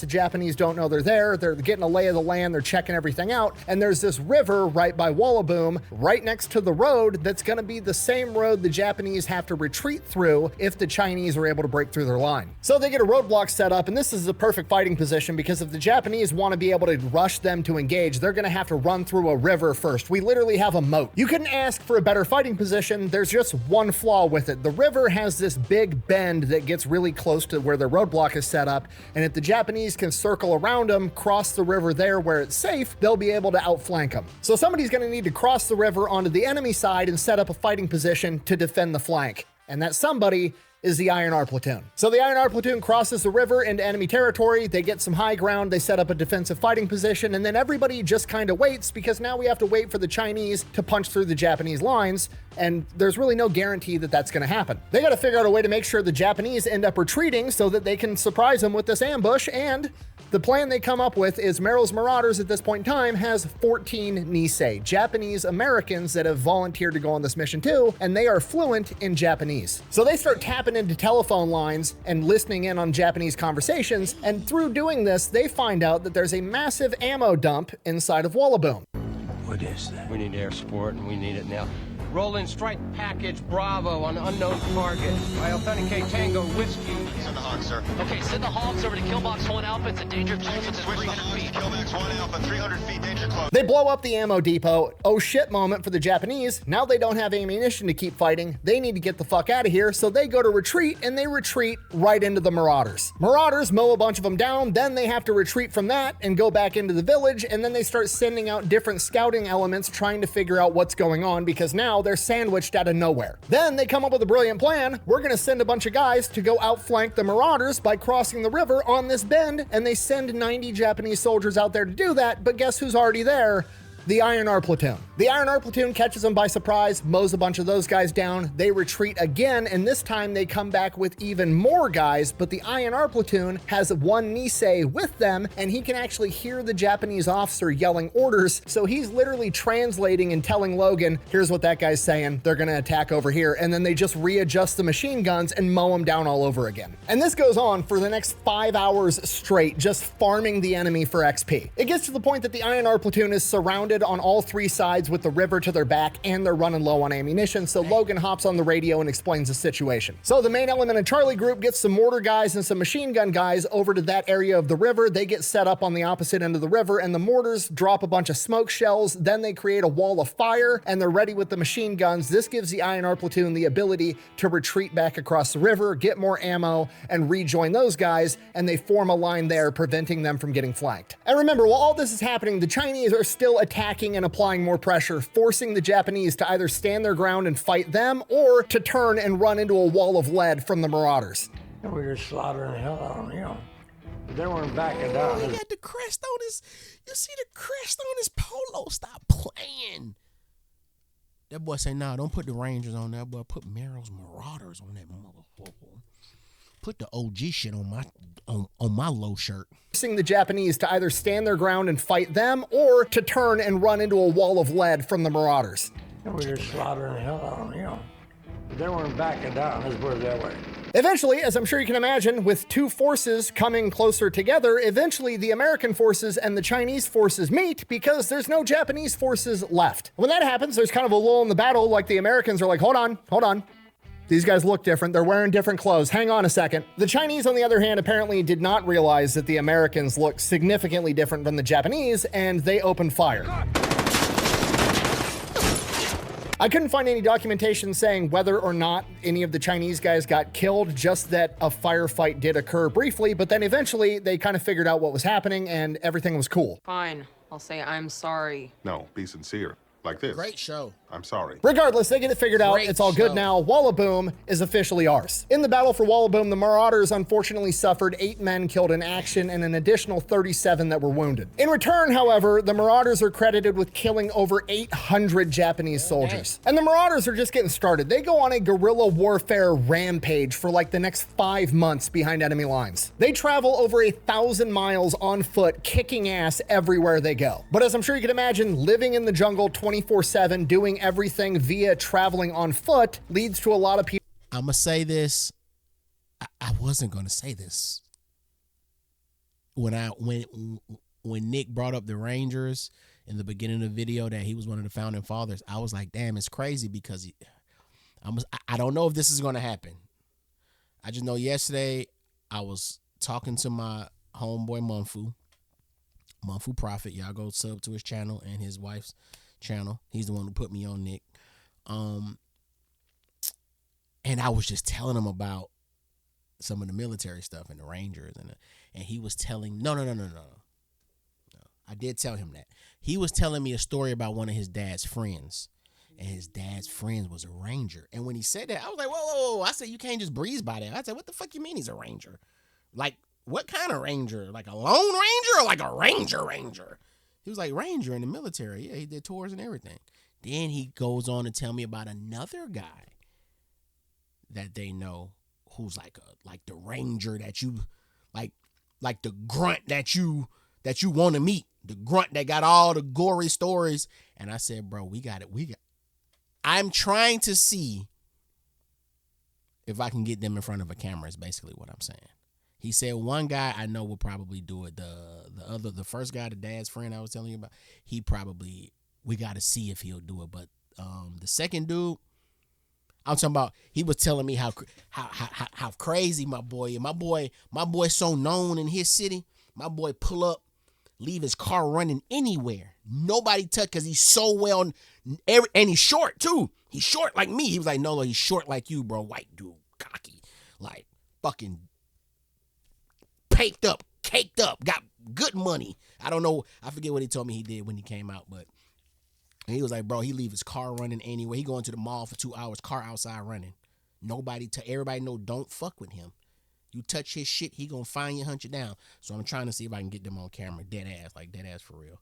I'm gonna try to keep y'all updated on that, but I just had to say that. In the jungle 24/7, doing everything via traveling on foot leads to a lot of people falling out from illness. You got guys getting malaria, dysentery, typhus. Everybody's running a fever, to the point that it became standard operating procedure that you had to run a high fever for 3 days straight to even get medical attention for it. Don't get me wrong, it's still kicking ass, but I don't want to give you the wrong impression that it's all sunshine and suppressive fire. This still sucks. These guys are getting fatigued. Focusing back on Preacher and the INR platoon, though, there's major battles they get into, but then there's also just going out on patrols and getting in skirmishes, which the INR platoon does a lot of because it's kind of their entire job. And they develop guerrilla warfare tactics that are just peak level fuckery. They would go into areas where they know the enemy is patrolling. They would set up a campsite with a campfire and even leave a mule there, and then they would drop back a little bit, find a position, and set up the machine guns. And then once the Japanese launched their bonsai attack into their campsite, they'd mow them all down. On one occasion, the campsite they set up was so convincing that the Japanese decided to employ a double envelopment tactic, meaning they were going to come at them from both sides, except the INR platoon wasn't there and it was dark. I'm sorry, y'all. I remember. He became an officer when he got out the military. He did three or four tours, I think he said he did. He became an officer. He became the big dog. And then after that, he went on to become something else. But either way, they don't fuck with him in the city. Like, you don't play with him. Anyways. So convincing that the Japanese decided to employ a double envelopment tactic, meaning they were going to come at them from both sides, except the INR platoon wasn't there and it was dark. So they literally attacked each other and they took out more of themselves than the INR platoon did. Bruh, here we go with the scams. Attack into their camps. I know you ain't scammed them folks into killing themselves. That ain't what you did. Killing each other, not each other. Set up the machine guns, and then once the Japanese launched their bonsai attack into their campsite, they'd mow them all down. On one occasion, the campsite they set up was so convincing that the Japanese decided to employ a double envelopment tactic, meaning they were going to come at them from both sides, except the INR platoon wasn't there and it was dark, so they literally attacked each other and they took out more of themselves than the INR platoon did. What an idiot! In another one of their major battles, the Marauders attack a place known as Napunga. During the opening stages of this fight, the Marauders wind up getting surrounded and they have no way out except one. Prior to the battle, Logan had identified a trail and recommended that he go out there and secure this trail. That way they had a way out if they did get surrounded, and now he is guarding that trail. He proceeds to get in a firefight with the INR platoon for 4 days straight, and ultimately winds up covering the withdrawal of the entire main Marauder force so they can regroup and then go take the objective later on. David Quaid, the official historian for the Merrill's Marauder Association, basically compared this to the Battle of Thermopylae and the 300 Spartans, saying, quote, "The holding action orchestrated by Lieutenant Weston and his INR platoon lasted for 4 days against 3 days at Thermopylae. Leonidas defended his own soil. Weston defended far behind enemy lines. Leonidas lost all of his men. Weston lost none. Athens was burned by Persia, and the 53 men of the INR platoon of the Orange Combat Team saved all of the regiment and the campaign. Okay, I cannot stress to you enough how big of a badass Logan Weston is. Okay, I had to get an entirely different book that just covers the entire Merrill's Marauder movement and campaign as a whole. This book is about 3,000 men and the movements and combat actions of humongous military elements. And inside of this book, he is mentioned by name 14 times. He's not a general, he's not a colonel, he is a platoon leader, and he is mentioned 14 times by name. That is how pivotal of a role Logan Weston and the INR platoon play. Look at him! Look like you don't fuck with him. The boy look like you don't fuck with him. You see the vascularity in his damn forearm going into his arm? Do you see the veins? You don't fuck with a man like that. No, sir. And you got a 50-cent wife beater on too? You don't fuck with him. 14 times by name. That is how pivotal of a role Logan Weston and the INR platoon played in the Merrill's Marauder campaign. Over the course of this campaign, remember, these guys are living in the jungle the entire time. There's no showers. They're just getting food dropped to them out of airplanes. Many of the original Marauders either fall in battle or they succumb to illness. Only 175 to 200 of the original Marauders actually make it all the way through the campaign. And Logan winds up getting medevaced during the final mission. For this mission, the Marauders need to go take out an airfield known as Machina. The problem, it is 400 miles away with the Cumon Mountains in between them. At times, the terrain these guys had to traverse was... Come on, bro. At this point, bro, send a chopper to come pick us up, bro. Horses and all, bro. Come on, man. Send Big Buff out here to come get us. Send Buff out here to come get us, bro. Send a Buff out here, man. Drop a ladder. Do something. Bro, you telling me we got to crop, bro? We can't just keep walking 400 miles everywhere, bro. Man,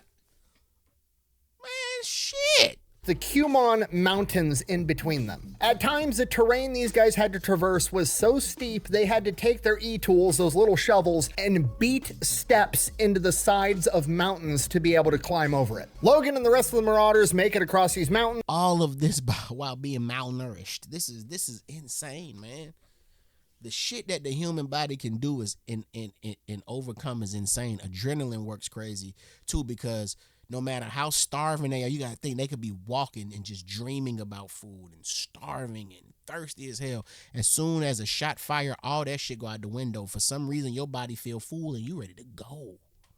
You ready to go. And all that adrenaline comes down crashing when the gunfight's over and y'all done found a trench and now you even hungrier, man. This is nuts. This is nuts. The human body is amazing. Once they get to the other side, Logan goes out on patrols, doing his thing with the INR platoon. That's his entire job. And during one of these patrols, he winds up getting blown up with a hand grenade. Damn. He gets medevaced. He's in the hospital for 2 weeks recovering. And while he's in the hospital, he gets word that Machina had fallen to the Marauders, but there's still a ton of cleanup to do, which is his specialty. So he volunteers to go back out, which he does. I could do this all day. Oh, you thought he was done when I said he got medevac during the final mission. Nah. He goes back into combat for 6 more weeks, leading the INR platoon in patrols, cleaning out the area. After 6 weeks, he gets medevaced a second time, and the official thing written on his medical documentation is AOE, accumulation of everything. Like, the medics took one look at this guy and said, "What's wrong with you?" Oh shit, what isn't wrong with you? Once he gets to the hospital, he is told that he has 6 months left to live and rushed back home. I know you lying, Nick. Nick, this man just, first off, this man just watched a real human save his life in front. The man already the man had 0 months to live when he put the gun to his head. Pulled the trigger, big dog upstairs said, "Not today, dog." And you mean to tell me you think a little AOE is gonna take him down? And Nick, I'm looking at the red line. We got a grip of video left. So I know whatever you about to say ain't true. At least I'm hoping it ain't true. Once he gets to the hospital, he is told that he has 6 months left to live and rushed back home to America. Okay, spoiler alert, obviously he survives. Okay, all right. I'm so happy! I'm so happy! Okay. This is the best day of my life! The Marauder campaign ends shortly after this. Nick, when did you do a movie With Debo. This is the best day. Look at Nick. Look at Nick the wrestler. Nick, you wanna do more movies? Huh? Let's go get a belt, man. Let's go get a title. Let's be me and you. Huh? Let's be us in the movie, Nick. Stop playing, man. Shit, Nick. The Marauder campaign ends shortly after this. Machinna was their last major battle. Under the leadership of Logan Weston, the Iron Heart platoon is officially credited with scouting 12... Did I say Debo or did I say Damon? If I said Debo, I meant Damon. My bad. Last major battle. Under the leadership of Logan Weston, the Iron Heart platoon is officially credited with scouting 1,250 miles of jungle, participating in 18 battles. They suffered 4 men killed in action, 5 wounded, and in return, the battalion credited this singular platoon with killing 1,260 enemy soldiers. Damn, bruh. Swapping the word walking for scouting was genius. Okay. 1,250 miles walked up every terrain that you can think of is crazy. And only losing 4, he said? They only lost 4? Hold on. Officially credited with scouting 1,250 miles of jungle, participating in 18 battles. They suffered 4 men killed in action, 5 wounded, and in return, the battalion credited this singular platoon with killing 1,260 enemy soldiers. Them boys took a life for every mile they had to walk and then extra measure. Some for good measure. We're going to just take an extra 10 for good measure. All right, that's what we're going to do. So Logan winds up getting medevac. They ship him back to America, and this journey takes weeks. And during the course of that journey, he is placed under the care of a doctor that's traveling with him and a bunch of other wounded soldiers. And that doctor is his buddy, Dr. James Hopkins. Once making it back to America, he remains under the care of Dr. James Hopkins. Despite being only given 6 months to live, he makes a full recovery. Which, I mean, obviously, A, he's under the care of a Hopkins, which is basically American medical royalty. And B, it's Logan Weston, the fighting preacher. He's going to do whatever he wants at this point. After getting discharged from the hospital, him and Dr. Hopkins get debriefed, and they're basically told, hey, here's the deal. We haven't told the American people an awful lot about what you guys were doing over in Burma. It's kind of hush-hush.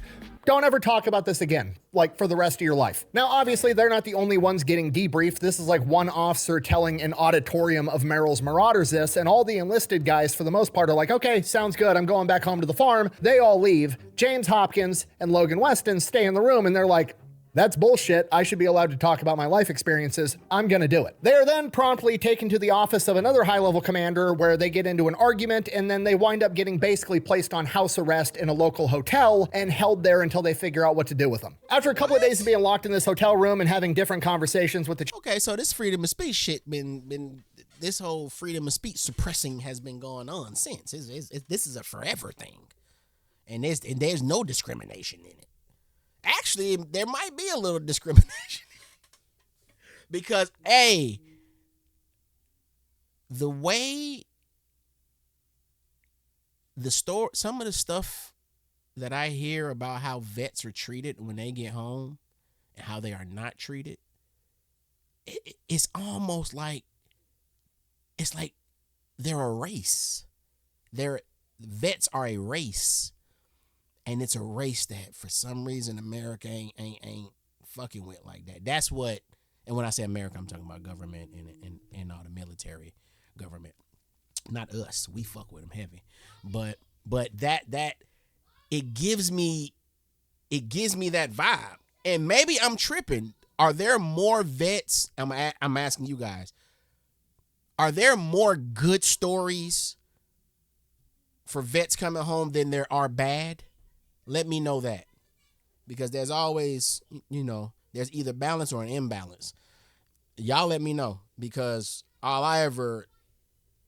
people only really complain about the bad stuff, so maybe you're not going to hear about the good stuff all the time, but I hear, and the way they treat the vets, I don't like it. there until they figure out what to do with them. After a couple of days of being locked in this hotel room and having different conversations with the chain of command, they come to the agreement that, okay, here's the deal. You can talk about it, but you can only talk about the stuff that's already been put out in the newspapers and in the press. And they're like, okay, hear me out. I've been in the jungles of Burma. I have no idea what's been in the newspapers the past 3 years. So they go and get like 3 years worth of newspapers and press and bring it to the hotel room and tell them, read all you want. That's what you're allowed to talk about. If it's not in there, please don't talk about it. Logan and James agree to these terms, and they spend the next couple of days reading through all these newspaper articles and magazines and everything else. Okay, and if you were in the military, I know what you're thinking. This story is completely BS because there's no way the chain of command is going through all this effort to appease two random guys that aren't willing to follow orders. And you know what? You're probably right 99.9% of the time. We gotta realize this isn't two random guys. This is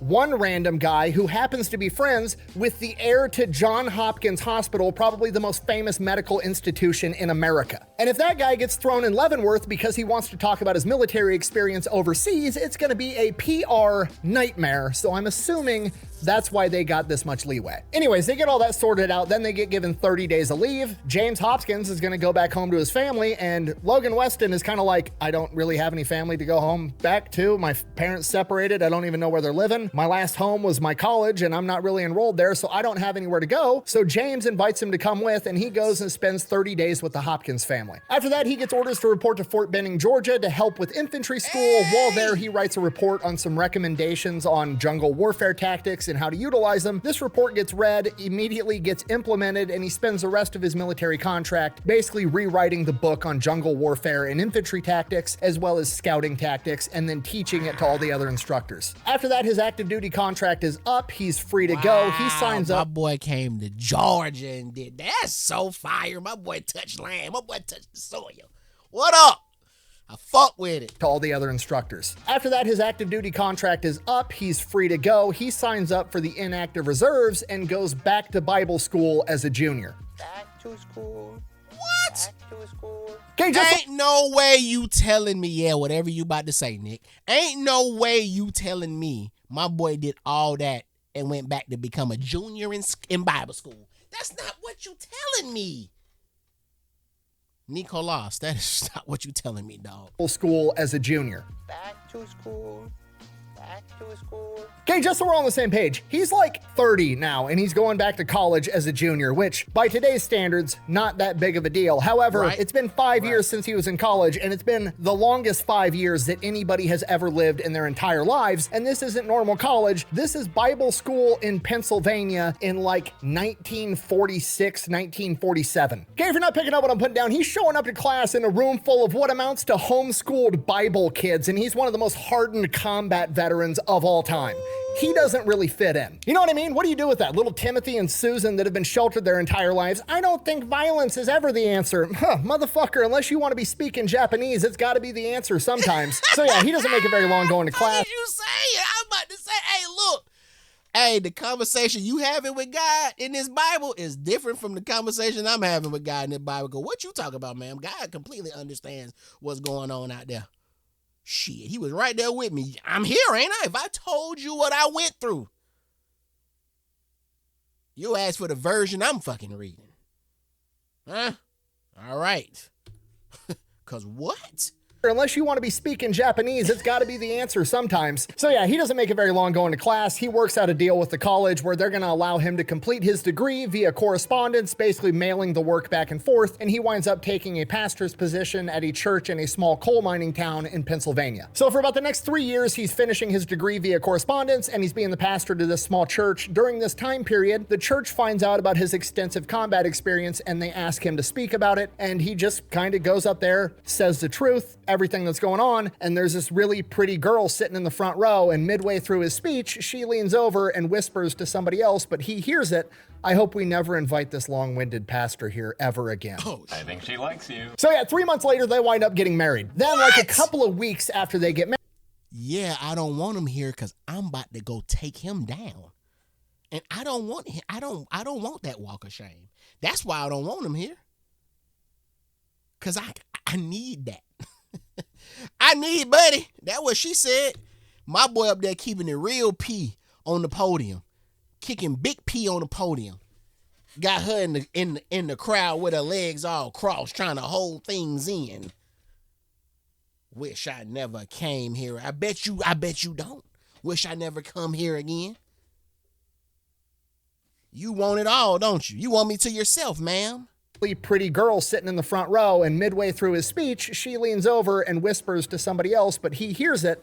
I hope we never invite this long-winded pastor here ever again. I think she likes you. So yeah, 3 months later, they wind up getting married. Then, like a couple of weeks after they get married, he gets recalled into active duty. He goes into Fort Meade, is like, hey, here's the deal. I finished my pastorate degree. I want to become a pastor. Right now, I'm a lieutenant in the infantry. I want to switch over. I want to become a chaplain. To his surprise, he pretty much immediately gets denied, but he's stationed at Fort Meade now, and Fort Meade is like 20 miles away from Washington, D.C. So he literally just goes to the Pentagon and goes into the head chaplain of the entire U.S. Army's office and takes a meeting. He goes in and explains to the guy the situation, like, I got pulled out of Bible school so I could go fight in World War II. I was basically a chaplain for that entire 5 years, and I definitely was a chaplain when I was over in Burma because I was the only guy there doing that job. Why can't I be a chaplain? He then gets told, according to Army regulations, you're 1 year too old to become a chaplain, no exceptions under any circumstances, which is fucking insane, but that's what happens. So obviously he's pretty pissed up and heartbroken about this, but there's nothing he can do about it. He winds up getting promoted to a captain in the infantry, which also is crazy that he's only a captain. It's literally second lieutenant, first lieutenant, captain. I feel like he should be ranking higher than that right now, but whatever. He ends up being an infantry captain at Fort Meade for the next 2 years. During this time, him and his new wife have their first kid. It's a son. They name him Merrill after Merrill's Marauders. Fast forward 9 months, little Merrill is 9 months old, his wife is pregnant again, and Logan gets orders to prepare for overseas duty, and he is given the option of going to Europe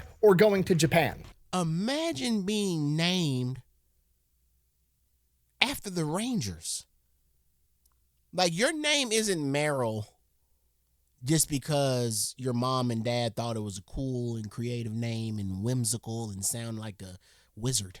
That's not why your name is Merrill. Your name is Merrill because your damn daddy was a savage. Your name Merrill because your dad is a living legend, boy. Boy, your name is 75th Rangers Battalion. I mean regiment. My ass said battalion. Regiment. That's your name. That's his name. His name is 75th Rangers Regiment. He has a logo and everything. That's so fire. I would have told him, don't call me Merrill. Call me Ranger. And for short, call me 75. Call me 75. Orders to prepare for overseas duty, and he is given the option of going to Europe or going to Japan. And Logan Weston, the fighting preacher, says, I want to go to Japan and basically see what's up with them now. So Logan packs up his shit, says goodbye to his... they got rid of that. Oh, man, they got rid of those movies with characters like him. He was a staple character in movies, man. He was a staple figure. Pregnant wife and his 9-month son Merrill, and then gets shipped over to Japan for occupation duty. Okay. Once he gets there, he's kind of shocked at the lack of animosity the Japanese people have towards the Americans, and because of that, he realizes he doesn't have any animosity towards these people either, and he kind of enjoys his time in Japan. Why would I have hard feelings? I'm still picking pieces of your ass out of my boot. Fast forward 6 months, June 1950, they get word that North Korea is attacking South Korea and they need to pack up because they're headed to South Korea to help them out. And they're told, don't bother bringing all your personal stuff. You're not being stationed over there. You're just going over there real quick. You shouldn't be gone more than a week. All right, so Logan shows up in North Korea. He's like one of the first American military units there. If you don't know much about the Korean War, basically the North Koreans attacked. They shoved the South Koreans all the way down the peninsula to what's known as the Pusan Perimeter, and this is where Logan shows up. He gets there, it's all assholes and elbows. Everybody's scrambling, trying to get shit done, trying to keep the Pusan Perimeter intact. He shows up, they're like, oh, that's another one. I ain't never heard it. It's all asses and elbows? The North Koreans attacked. They shoved the South Koreans all the way down the peninsula to what's known as the Pusan Perimeter, and this is where Logan shows up. He gets there, it's all assholes and elbows. Assholes and elbows. Is that something Nick came up with, or is that a legit term? I like it. Assholes and elbows. Everybody's scrambling, trying to get shit done, trying to keep the Pusan perimeter intact. He shows up. They're like, oh, infantry captain, you have experience? Okay, cool. Take control of this company, Alpha Company of the 27th Regiment of the 25th Infantry Division. Take these guys that you don't even know yet out to the road, set up a roadblock, and if the enemy shows up, defend it. Logan heads out to their AO. They're already loading up on the trucks, getting ready to go. Has a quick meeting with his platoon and squad leaders like, hey, I'm your new boss, I guess. Let's go. They go out to this road, they scout the area, they find a good piece of terrain to set up a defensive fighting position, and they just wait. And it doesn't take very long because within a matter of hours, thousands of North Korean soldiers are coming down the road. They are outnumbered 130 to 1. Seeing this, Logan's shitting his pants. He gets on the radio like, I need artillery right now. They come back. Artillery's not even set up. Wait, what? Bro, Nick, ain't no way they sent them boys in numbers like that. Did he say it was 130 to 1? There's 130 motherfuckers. Let me make sure he said that number. Coming down the road, they are outnumbered 130 to 1. 130. Do you know what 130 people look like coming down the street? Imagine they coming to kill you. And you're telling me it's 130 of them for each one of my boys' crew? Bro, that's a lot, bro. That's nuts. Thousands of North Korean soldiers are coming down the road. They are outnumbered 130 to 1. Seeing this, Logan's shitting his pants. He gets on the radio like, I need artillery right now. They come back. Artillery's not even set up yet. That's not an option. While this is going on, they're actively inside of a firefight. Logan realizes he needs to strategically withdraw to a more tenable fighting position, and he's getting ready to do that. He's looking at maps. He's figuring out where he needs to move his men to give him a better chance at fighting this fight. And then 3 Russian-made T-34 tanks come barreling down the road, punch right through the block, right through the machine gun fire, and drive right past their position. Then, once they get far enough past, they stop, turn their turrets, and start firing on Logan Weston's position from the rear. Perfect, now we're surrounded, and we can't get away. There's only one option left for the main character, the fighting preacher. He's gonna say a little prayer about it, and then proceed to do some gangster shit. He hops on the radio, I need a rocket launcher team up here now. Eventually, 3 anti-tank infantry guys come tearing up on a Jeep with bazookas. Remember, the fighting preacher's never gonna ask a man to do something he wouldn't do himself, so he grabs those 3 guys and says, follow me. These tanks are about 300 yards away with nothing but rice paddies in between them. These rice paddies are like hip-deep mud, essentially. Logan takes his 3 bazooka guys, guides them towards the tanks. They traverse these rice paddies. They get within like 25 yards. Okay, he's saying rice paddies like it's actually a term that y'all use. What?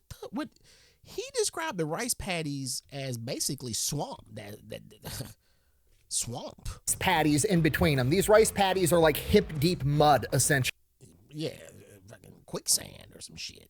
Logan takes his 3 bazooka guys, guides them towards the tanks. They traverse these rice paddies. They get within like 25 yards of these enemy tanks. While they're inside of this ditch right by these tanks, Logan instructs the rocket team. It's 3 guys, but they only got 1 launcher. Take out the lead tank, immobilize it, then immobilize the rear tank. That's going to trap the middle tank in the middle, and then we'll take it out. That's exactly what happens. They take out the tracks on the front tank, the tracks on the rear tank, immobilizing them, and then they take out the turret on the middle tank. Okay, problem now, the lead and rear tanks still have their turrets operational, and they start looking for wherever they just got hit from, so Logan instructs the men to start shooting out the periscopes on the tanks so they can't see them. While they're doing that, he reaches into his bag. He's got a couple of M1 anti-tank grenades that he starts firing at these tanks.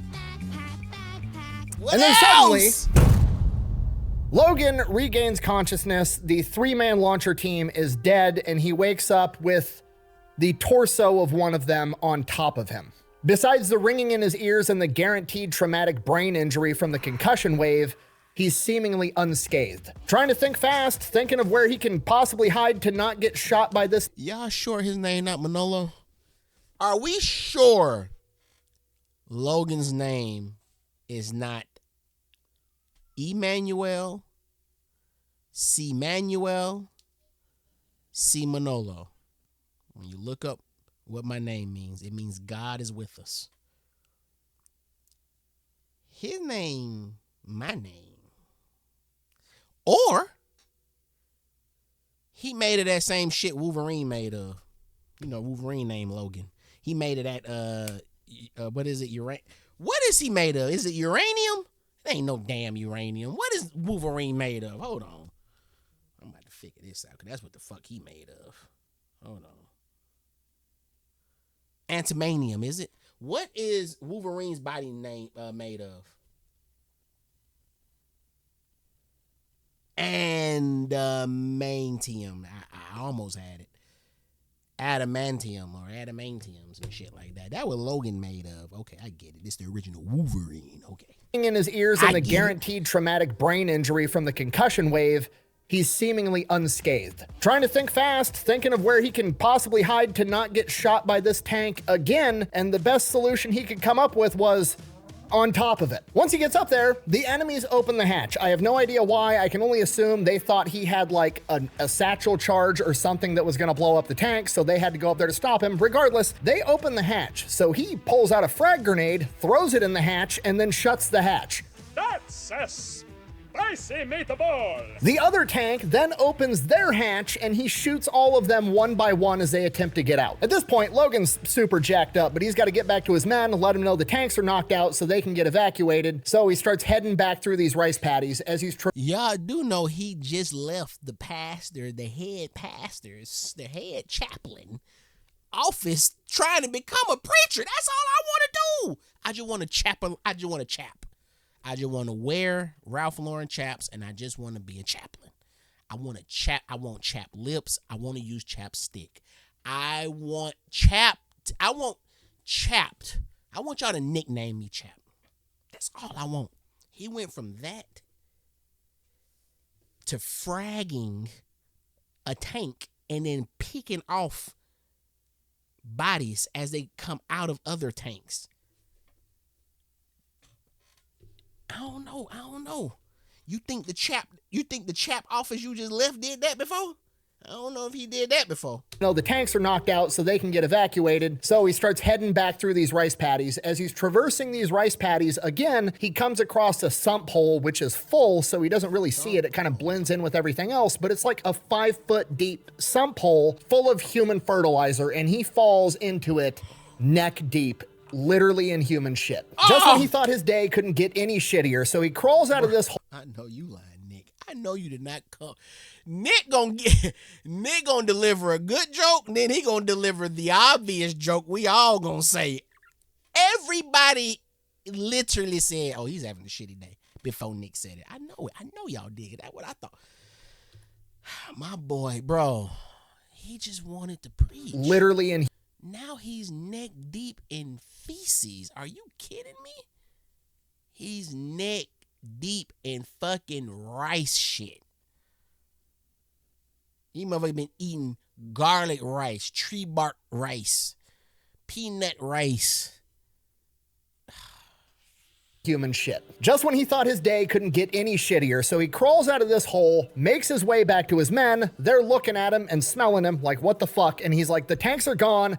Let's get the fuck out of here. Speaks like Zeus. Smells like poops. He gets his men evacuated back to a further fighting position, linking up with the rest of the regiment, and there they're able to hold the line for the Pusan perimeter. Logan then finally gets sent to a hospital because he got blown up by a fucking tank. For this battle, his platoon is credited with killing over 200 enemy soldiers. Logan Weston receives a Silver Star for taking out the tanks, and the battalion headquarters had this to say, quote, "The real significance of the heroic actions by Captain Weston and his men under inspired leadership must be viewed as probably averting disaster. The actions of Captain Weston and his men truly turned a potentially tragic defeat into a significant victory, certainly contributing to stabilizing his sector." Then the newspapers back home find out about this, and of course they're gonna run with the story that a guy nicknamed the newspapers back home. Bedford's fighting preacher knocks out red tank in Korea. Find out about this, and of course they're gonna run with the story that a guy nicknamed the fighting preacher is taking out communist tanks, and they portray it like he did it with a bazooka. But those little comics used to be the coolest thing to me. Those little war comics that they used to write, I mean that they used to draw and publish, was pretty cool to me. That's not actually what happened. All right, so by like late July, Logan's patched up from the hospital. They send him out with his company on a foot patrol looking for the enemy. They walk around for days and days. They don't see shit. After that, it's time to, you know, go back for some R&R. So they're ordered to fall back to a place called Masan that's supposed to be a safe area, pick up a defensive position, which is basically just like, you're in a safe area, you know, be there to defend it, but nobody's coming. Chill out and relax. So that's what they're doing. They're basically camping, relaxing with the boys, hanging out. Despite the fact that everybody knows they're basically just on orders to rest, Logan's still trying to be the officer, you know, be the perfect role model for his men. So every once in a while, he's grabbing the binoculars, he's looking around the terrain, making sure he doesn't see any enemies or anything too fishy. And then on the night of August 3rd, 1950, off in the distance, miles away, he sees people approaching. As they get closer, he gets a head count. There's 76 of these guys. As they get even closer, he kind of starts to get images of their uniforms. He's like, those are North Koreans. So he hops on the radio back to headquarters to report it. Nobody picks up the radio because it's nighttime and this is a safe area and everybody's already dicking off or sleeping. So Logan sends one of his guys as a runner. I've got a 76-man column of North Koreans headed right towards me. The runner comes back and basically is like, the commander said, those aren't North Koreans. They're probably South Koreans. This is a safe area. To which Logan gets back on the binoculars, looks again. They're even closer now. They're definitely North Koreans. He sends the runner back a second time with the same message. The runner gets back a second time and tells Logan, the commander says they're not North Koreans. To which Logan is bro. I cannot believe this, bro. Who is this commander? I see somebody you've done a story on, Nick, because that's the only way I'm probably gonna respect it. Because who you think you talking to? You hear the shit I've done? How about this? How about fuck what you talking about? And I'm about to do whatever Nick is about to explain the NOLO I did. How about that? How about that shit? Gets back a second time and tells Logan, the commander says they're not North Koreans. To which Logan is like, go back a third time, tell the commander whoever's approaching is carrying World War II era Japanese rifles and bayonets. I know what they look like because I fought these guys before. And you know who carries Japanese rifles and bayonets in the Korean War? The North Koreans. So the runner takes off a third time, probably out of breath at this point. Meanwhile, these 76 guys are just getting closer and closer and closer. By the time the runner gets back, these guys are like approaching the hill that Logan and his men are posted up on, and the runner delivers the same message over again. The commander says that this is a safe area and that there's no way that those are North Koreans, they must be South Koreans, and you just don't know how to tell the difference. Easily, Ocean. Ain't you, Mr. Khan? Like as soon as the runner tells this to Logan, the guys reach the base of the hill, they fan out, they start coming up the hill and opening fire on Logan and his men. Logan and his men start returning fire immediately. In between gunshots, Logan turns back to the runner, I'm paraphrasing here, but basically says, well then go ask the commander why they're fucking attacking us then. The runner takes off for a fourth time and then Logan promptly gets shot in the thigh. Logan goes into main character mode, somehow manages to stay on his feet and is still returning fire against the enemy while a medic is applying a pressure bandage to his thigh and then tells Logan, you're bleeding a lot, you need to go to an aid station like now. As Logan receives this information, the North Koreans begin yelling Manzai, which means victory in Korean, and they charge up the hill. So Logan is actively bleeding out, he's participating in the firefight, and he's directing his men on how to conduct themselves inside this firefight. He realizes the situation is changing too fast, the boys need him, he's fucking staying. Logan gets his machine gunners repositioned, they repel this bayonet charge. During the firefight, he gets shot in the arm. By this point, he's losing so much blood, he's starting to get lightheaded. He realizes he does need to get to that aid station. He instructs one of his non-commissioned officers to hold these positions. He'll be right back. Logan then proceeds to take himself to the aid station, and it is like a NASCAR pit stop. He walks in the tent like, all right, pressure bandages and tourniquets, let's fucking go. He gets turned around and heads back up the hill. As he's headed there, he grabs a box of frag grenades that he can't carry because his arm's messed up, so he drags it with his good arm back up the hill. Once he gets back to his original foxhole, things are deteriorating. Hundreds of more enemy soldiers have shown up seemingly out of nowhere from his perspective, and now he basically has riflemen fighting men in close quarters combat, like with bayonets, trying to keep them off the machine gunners, while the machine gunners are mowing down the waves of guys that are trying to make their way up the hill. So Logan hops in on the action. Now he's defending the machine gunners too. He's throwing grenades down the hill. He's returning fire. When the charges actually make it close enough, he's bayoneting guys. At one point, he loses his trench knife inside some dude's rib cage. It's deteriorating fast. As all this is going on, Logan is still trying to pay attention to the overall big picture of this battlefield, and he sees it on the other end of this hill. Nick, it's the end of the video. Why is my boy done fought? My boy done fought every battle he can fight, bruh. God, he's still fighting. He going bayonet on these, bruh. My boy going bayonet. Man. Still trying to pay attention to the overall big picture of this battlefield, and he sees that on the other end of this hill up on the crest, an enemy machine gun team has made their way around the other side of the hill, gotten the high ground on them, and is setting up a machine gun to mow down him and his men. So Logan, by himself, grabs some grenades, makes his way there, and takes those guys out. As he takes their position, he sees that now there's an entire platoon of guys coming up the same route, launching a flanking maneuver that's also gonna wipe out him and his men. He doubles back to his guys, takes like 12 of them with him, and launches a counterattack against them to try to hold the position. During this counterattack, he gets shot in the chest, somehow manages to stay in the fight, and then wipes out this enemy platoon with his guys, re-gets his guys consolidated and set back up again, and by this point, they have completely wiped out the enemy attacking force. By this point, Logan is like, I need a doctor so bad. Nick, come on. Come on, Nick. Come on, Nick, man. You ain't got to do that to me. You ain't got to lie to me. You ain't got to do that. So my boy just hitting the arm, the thigh. Ooh, the thigh. And the chest. Just somewhere center mass, he's hit. Kills everybody. And then said, damn, I think I need a doc. His guys, re-gets his guys consolidated and set back up again, and by this point, they have completely wiped out the enemy attacking force. By this point, Logan is like, I need a doctor so bad. And as he's thinking that to himself, he passes a out. bunch of enemy trucks come pulling up in the distance. Logan looks over at the radio, man. They start calling in mortar fire on these trucks. As the mortars get dialed in, they start hitting the trucks, and Logan is like, okay, you guys have this situation under control. I gotta go. Logan gets to the aid station and his condition has deteriorated so much that he is beyond their level of care. They immediately transport him to an army surgical hospital outside of Busan, and he is beyond their level of care as well. They do what they can to stabilize him, and he gets shipped off to a hospital in Tokyo. Obviously, Logan survives because you can't kill this guy. While he's in the hospital, he finds out that his platoon is credited with killing 400 enemy soldiers and repelling an attack that almost certainly would have overrun regimental headquarters. And Logan individually was credited with killing 27 enemy soldiers, 6 of which with bayonet and 1 with a trench knife. For this, he was written up to receive the Medal of Honor. However, the regimental commander, you know, the same one that was told 3 times we're getting attacked, and he's like,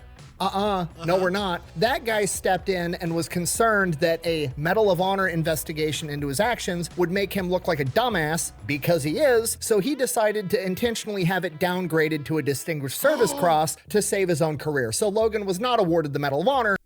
I know you fucking lying, Nick. Come on, y'all, man. Come on, y'all, man. Come on.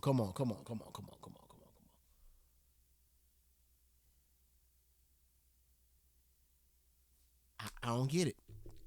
I don't just apply any rant any rant that I've gone on about them mother.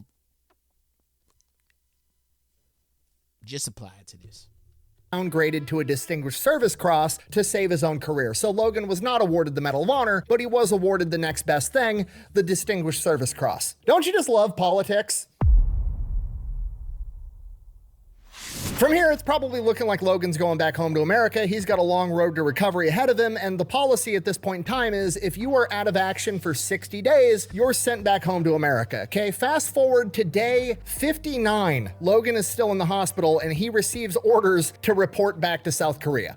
Fuck me, right? So he shows back up to Busan in October of 1950 to his same unit, the Wolfhounds, the 27th Regiment of the 25th Infantry Division. He is not given command of his old platoon. Instead, he is promoted to major and made the Battalion Plans and Training Officer. Okay, a lot has changed in the Korean War since he's been gone for 2 months. Basically, when he left, they were pushed all the way down to the southern tip of the peninsula at the Busan perimeter. Since then, they've made the amphibious landing at Incheon behind enemy lines, and then UN forces and American forces have managed to push basically all the way back up to the 38th parallel. And this is right around the time where the goalposts get shifted from we're gonna fight to preserve South Korea to we're gonna try to take all of North Korea as well and just end the problem out of the gate. So basically, as soon as he gets back, it's basically like, hey, here, you're promoted, we're charging into North Korea. From here, they rapidly advance up the peninsula, and it's basically cleanup and That's been his whole military, career has been, come on in, all right, we going to war. Oh, come on in, you don't know how to do none of this, it don't matter, go to war. That's been his whole spiel.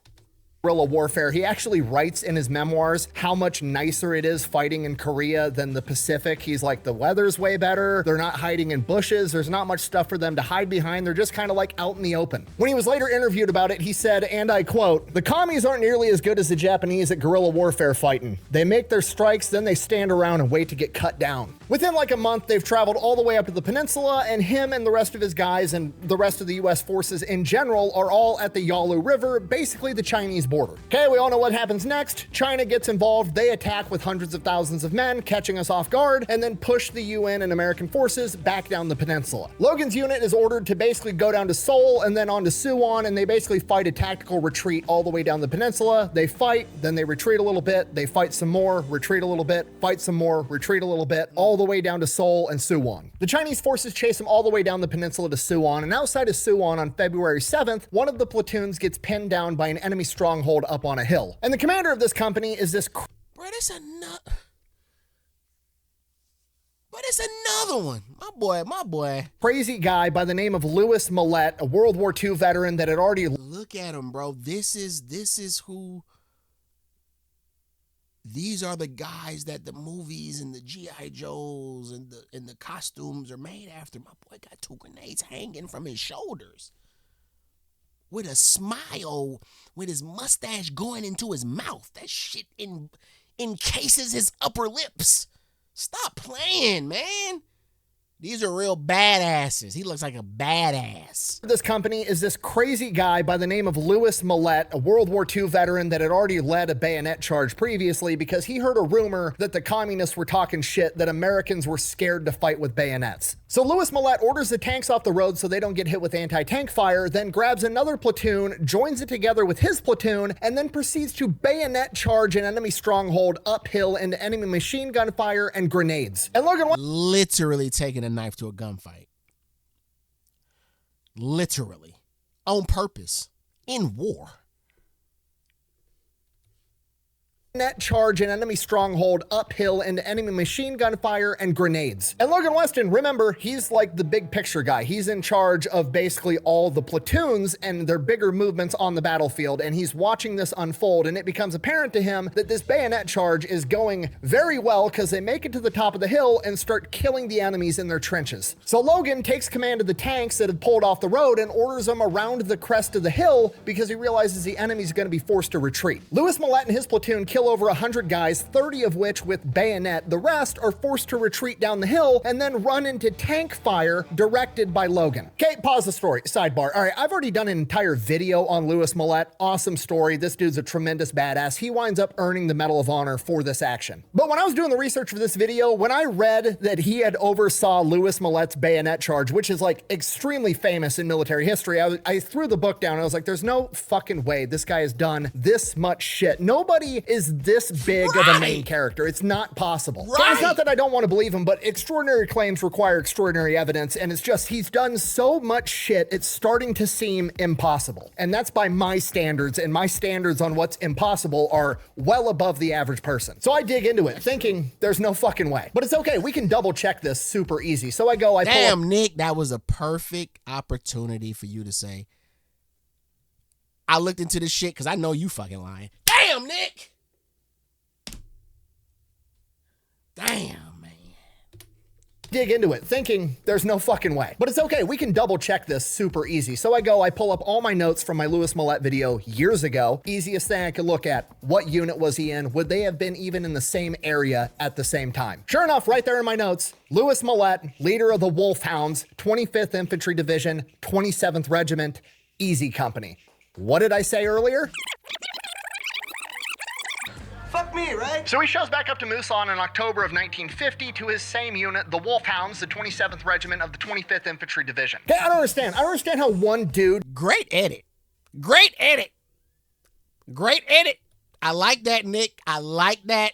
The Wolfhounds, the 27th Regiment of the 25th Infantry Division. Okay, I don't understand. I don't understand how one dude does this much shit. He was at Guadalcanal. Granted, he wasn't there for the main fighting, but still, he was at Guadalcanal. He was at New Georgia. He became one of Merrill's Marauders. He arguably saved the entire Korean War by preserving the Pusan perimeter. He then is at the Yalu River when the Chinese attack, and then he just super casually oversees the last bayonet charge in American history. Oh, but don't worry, it gets even crazier because you want to know how Wait, did he mention the first? Wait, hold on. Marauders. He arguably saved the entire Korean War by preserving the Pusan perimeter. He then is at the Yalu River when the Chinese attack, and then he just super casually oversees the last bayonet charge in American history. Damn, he should have mentioned the bayonet charge that he went on when they first went on.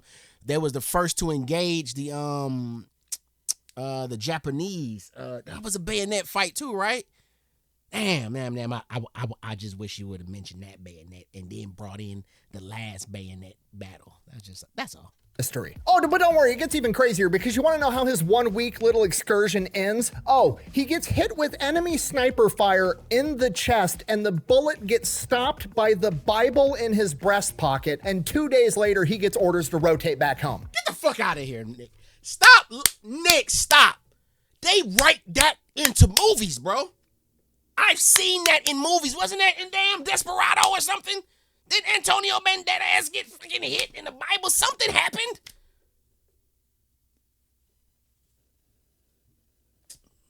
Watch this. Let me see if I'm tripping. How many times has a Bible stopped a bullet in a movie? There is no exact count of how many times the Bible has stopped a bullet in movies. It is a very common Hollywood trope used to symbolize divine intervention, surviving against the odds, or poetic justice. Come on, man. This motherfucker's a movie. All these movies been true. Ain't none of this shit made up. It's all him. In his breast pocket, and 2 days later he gets orders to rotate back home.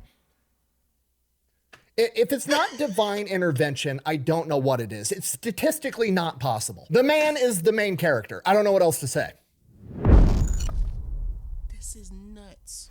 So from here, Logan... Wait a minute, Nick. It's only... Bro. Weston goes back home to America, goes on leave for a little while. Then he gets orders to report to Fort Benning, doing some officer stuff. He's in charge of like an infantry regiment, whatever. And while he's there, he's like, you know, I'm in my 40s, but I'm sick of walking everywhere all the time. I want to become a paratrooper. So he goes, gets his jump wing. You don't want to just go home? You want to retire? Just go home? Goes on leave for a little while. Then he gets orders to report to Fort Benning, doing some officer stuff. He's in charge of like an infantry regiment, whatever. And while he's there, he's like, you know, I'm in my 40s, but I'm sick of walking everywhere all the time. I want to become a paratrooper. So he goes, gets his jump wings, becomes airborne in his 40s. Okay, I need you to appreciate how truly insane this is. This man is 40 years old, and when you jump out of a plane for the Army on a static line jump, you're hitting the ground at like 18 miles an hour, okay? Airborne troops end up literally getting 1 to 2 inches shorter from the compression of their spine and hips over doing jumps, and he's doing this shit at 40. I'm 32, and when I watch my 3-year-old jump off the couch in my living room, I'm like, that seems like risky behavior. And he's out here jumping out of fucking planes. He finishes up his rotation at Fort Benning, then he gets sent to the Pentagon doing like high-level officer shit, you know, admin stuff, policy, training tactics, yada, yada, yada. Hates it the entire time. While he's there, he hits 20 years in service, and they're like, hey, you can either retire or take a new assignment. He's like, I'll take a new assignment. So he goes and becomes a battle group commander overseeing 3,000 men at the 82nd Airborne Division. He's there for 4 months, and they're like, hey, did you want to become a Green Beret at the age of 46? And he's like, sure, why not? Which he manages to accomplish because obviously at this point, so he becomes a Green Beret. Then he gets put in charge of teaching all the other Green Berets anti-guerrilla counterinsurgency tactics. Then the Vietnam War pops off. He gets sent overseas for a year or two, and I quote, train Laotian fighters. This motherfucker was in Right. You know, because Laos and Cambodia definitely aren't the two neutral nations bordering Vietnam that Mac V. Sog was waging a shadow war in under the guise of training local militants. What the fuck? No, you not tell. Laos and Cambodia definitely aren't the two neutral nations. Right. You know, because Laos and Cambodia definitely aren't the two neutral nations bordering Vietnam that Mac V. Sog was waging a shadow war in under the guise of training local militants. No way that boy was part of Mac's. Ain't no way. He wasn't there. Nick, don't fucking look at me like that. He wasn't there. He wasn't there. He finishes That's up it. They just move on. That's Nick, boy, Nick. Nick, it's another 2 hours in that right there. Chapter 10 is another 2 hours. We need that, dog. Local militants. He finishes up his 9 months of being a training director, and then he has the option of like, okay, you can go back home now, or you can extend for 36 months and bring your family over here. He chooses to extend for 36 more months and bring his family over. Now, put yourself in his shoes. What do you do when you're bringing your family away from America over to Southeast Asia during the Vietnam War so you can train the locals? You got to make it up to him somehow, right? I mean, what do you do? What do you do with the kid? You buy him a dog, you buy him a pony. Well, you're in Asia now, so you buy your kids a pet monkey and you name it Spunky. Spunky the monkey, because that's the one thing this story was missing, apparently. Okay, I don't even know what's happening anymore. This story started in 1914 in a cabin in the woods in Pennsylvania. Come on, Nick. Come on, Nick. You taking the words right out my mouth. I ain't even got to say it. Okay, I don't even know what's happening anymore. This story started in 1914 in a cabin in the woods in Pennsylvania, and now we're in Southeast Asia buying monkeys. Sorry, I'm getting sidetracked. Anyways, the family's living there for a while Dad's doing whatever Dad's doing. Can't take no pictures lying down there, Sonny. Eventually, one of his kids winds up getting really sick. They can't get him the level of care that they need, so they fly him back home to Texas to Fort Sam Houston, one of the biggest medical systems in the U.S. military. He comes with, that's where he gets stationed, gets new orders, starts working there, while his kid gets treatment. Luckily, his daughter Sherry winds up recovering. He continues to work at Fort Sam Houston for the rest of his career when he retired in 1968 after 28 years in service. After that, he goes when he retired in 1960. This how the boards be looking at the Army Navy store of like the used metals. They just pin them on boards and you just go 75 cent, $1, $2, 30 cent. That's what this look like. This look like the Army Navy store pin board that I go and pick metals from. But that's not what this is. These are his medals. He is him. They belong to him. He earned them. Even the one all the way at the bottom corner right. Even that one. He earned that one. The one in the middle, the little blue one in the middle, that's his. He needed another board.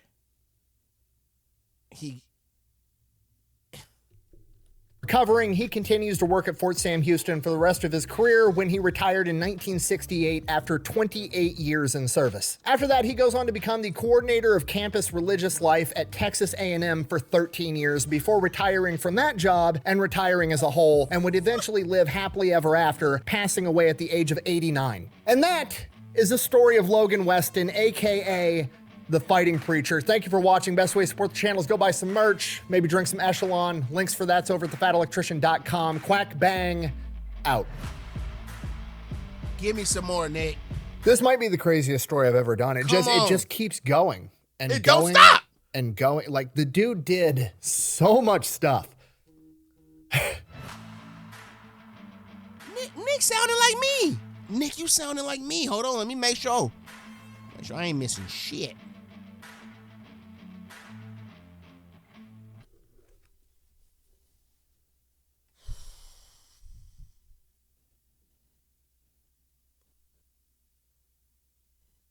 That was impressive. That was impressive. Holy shit. This is 2 hours and 16 minutes.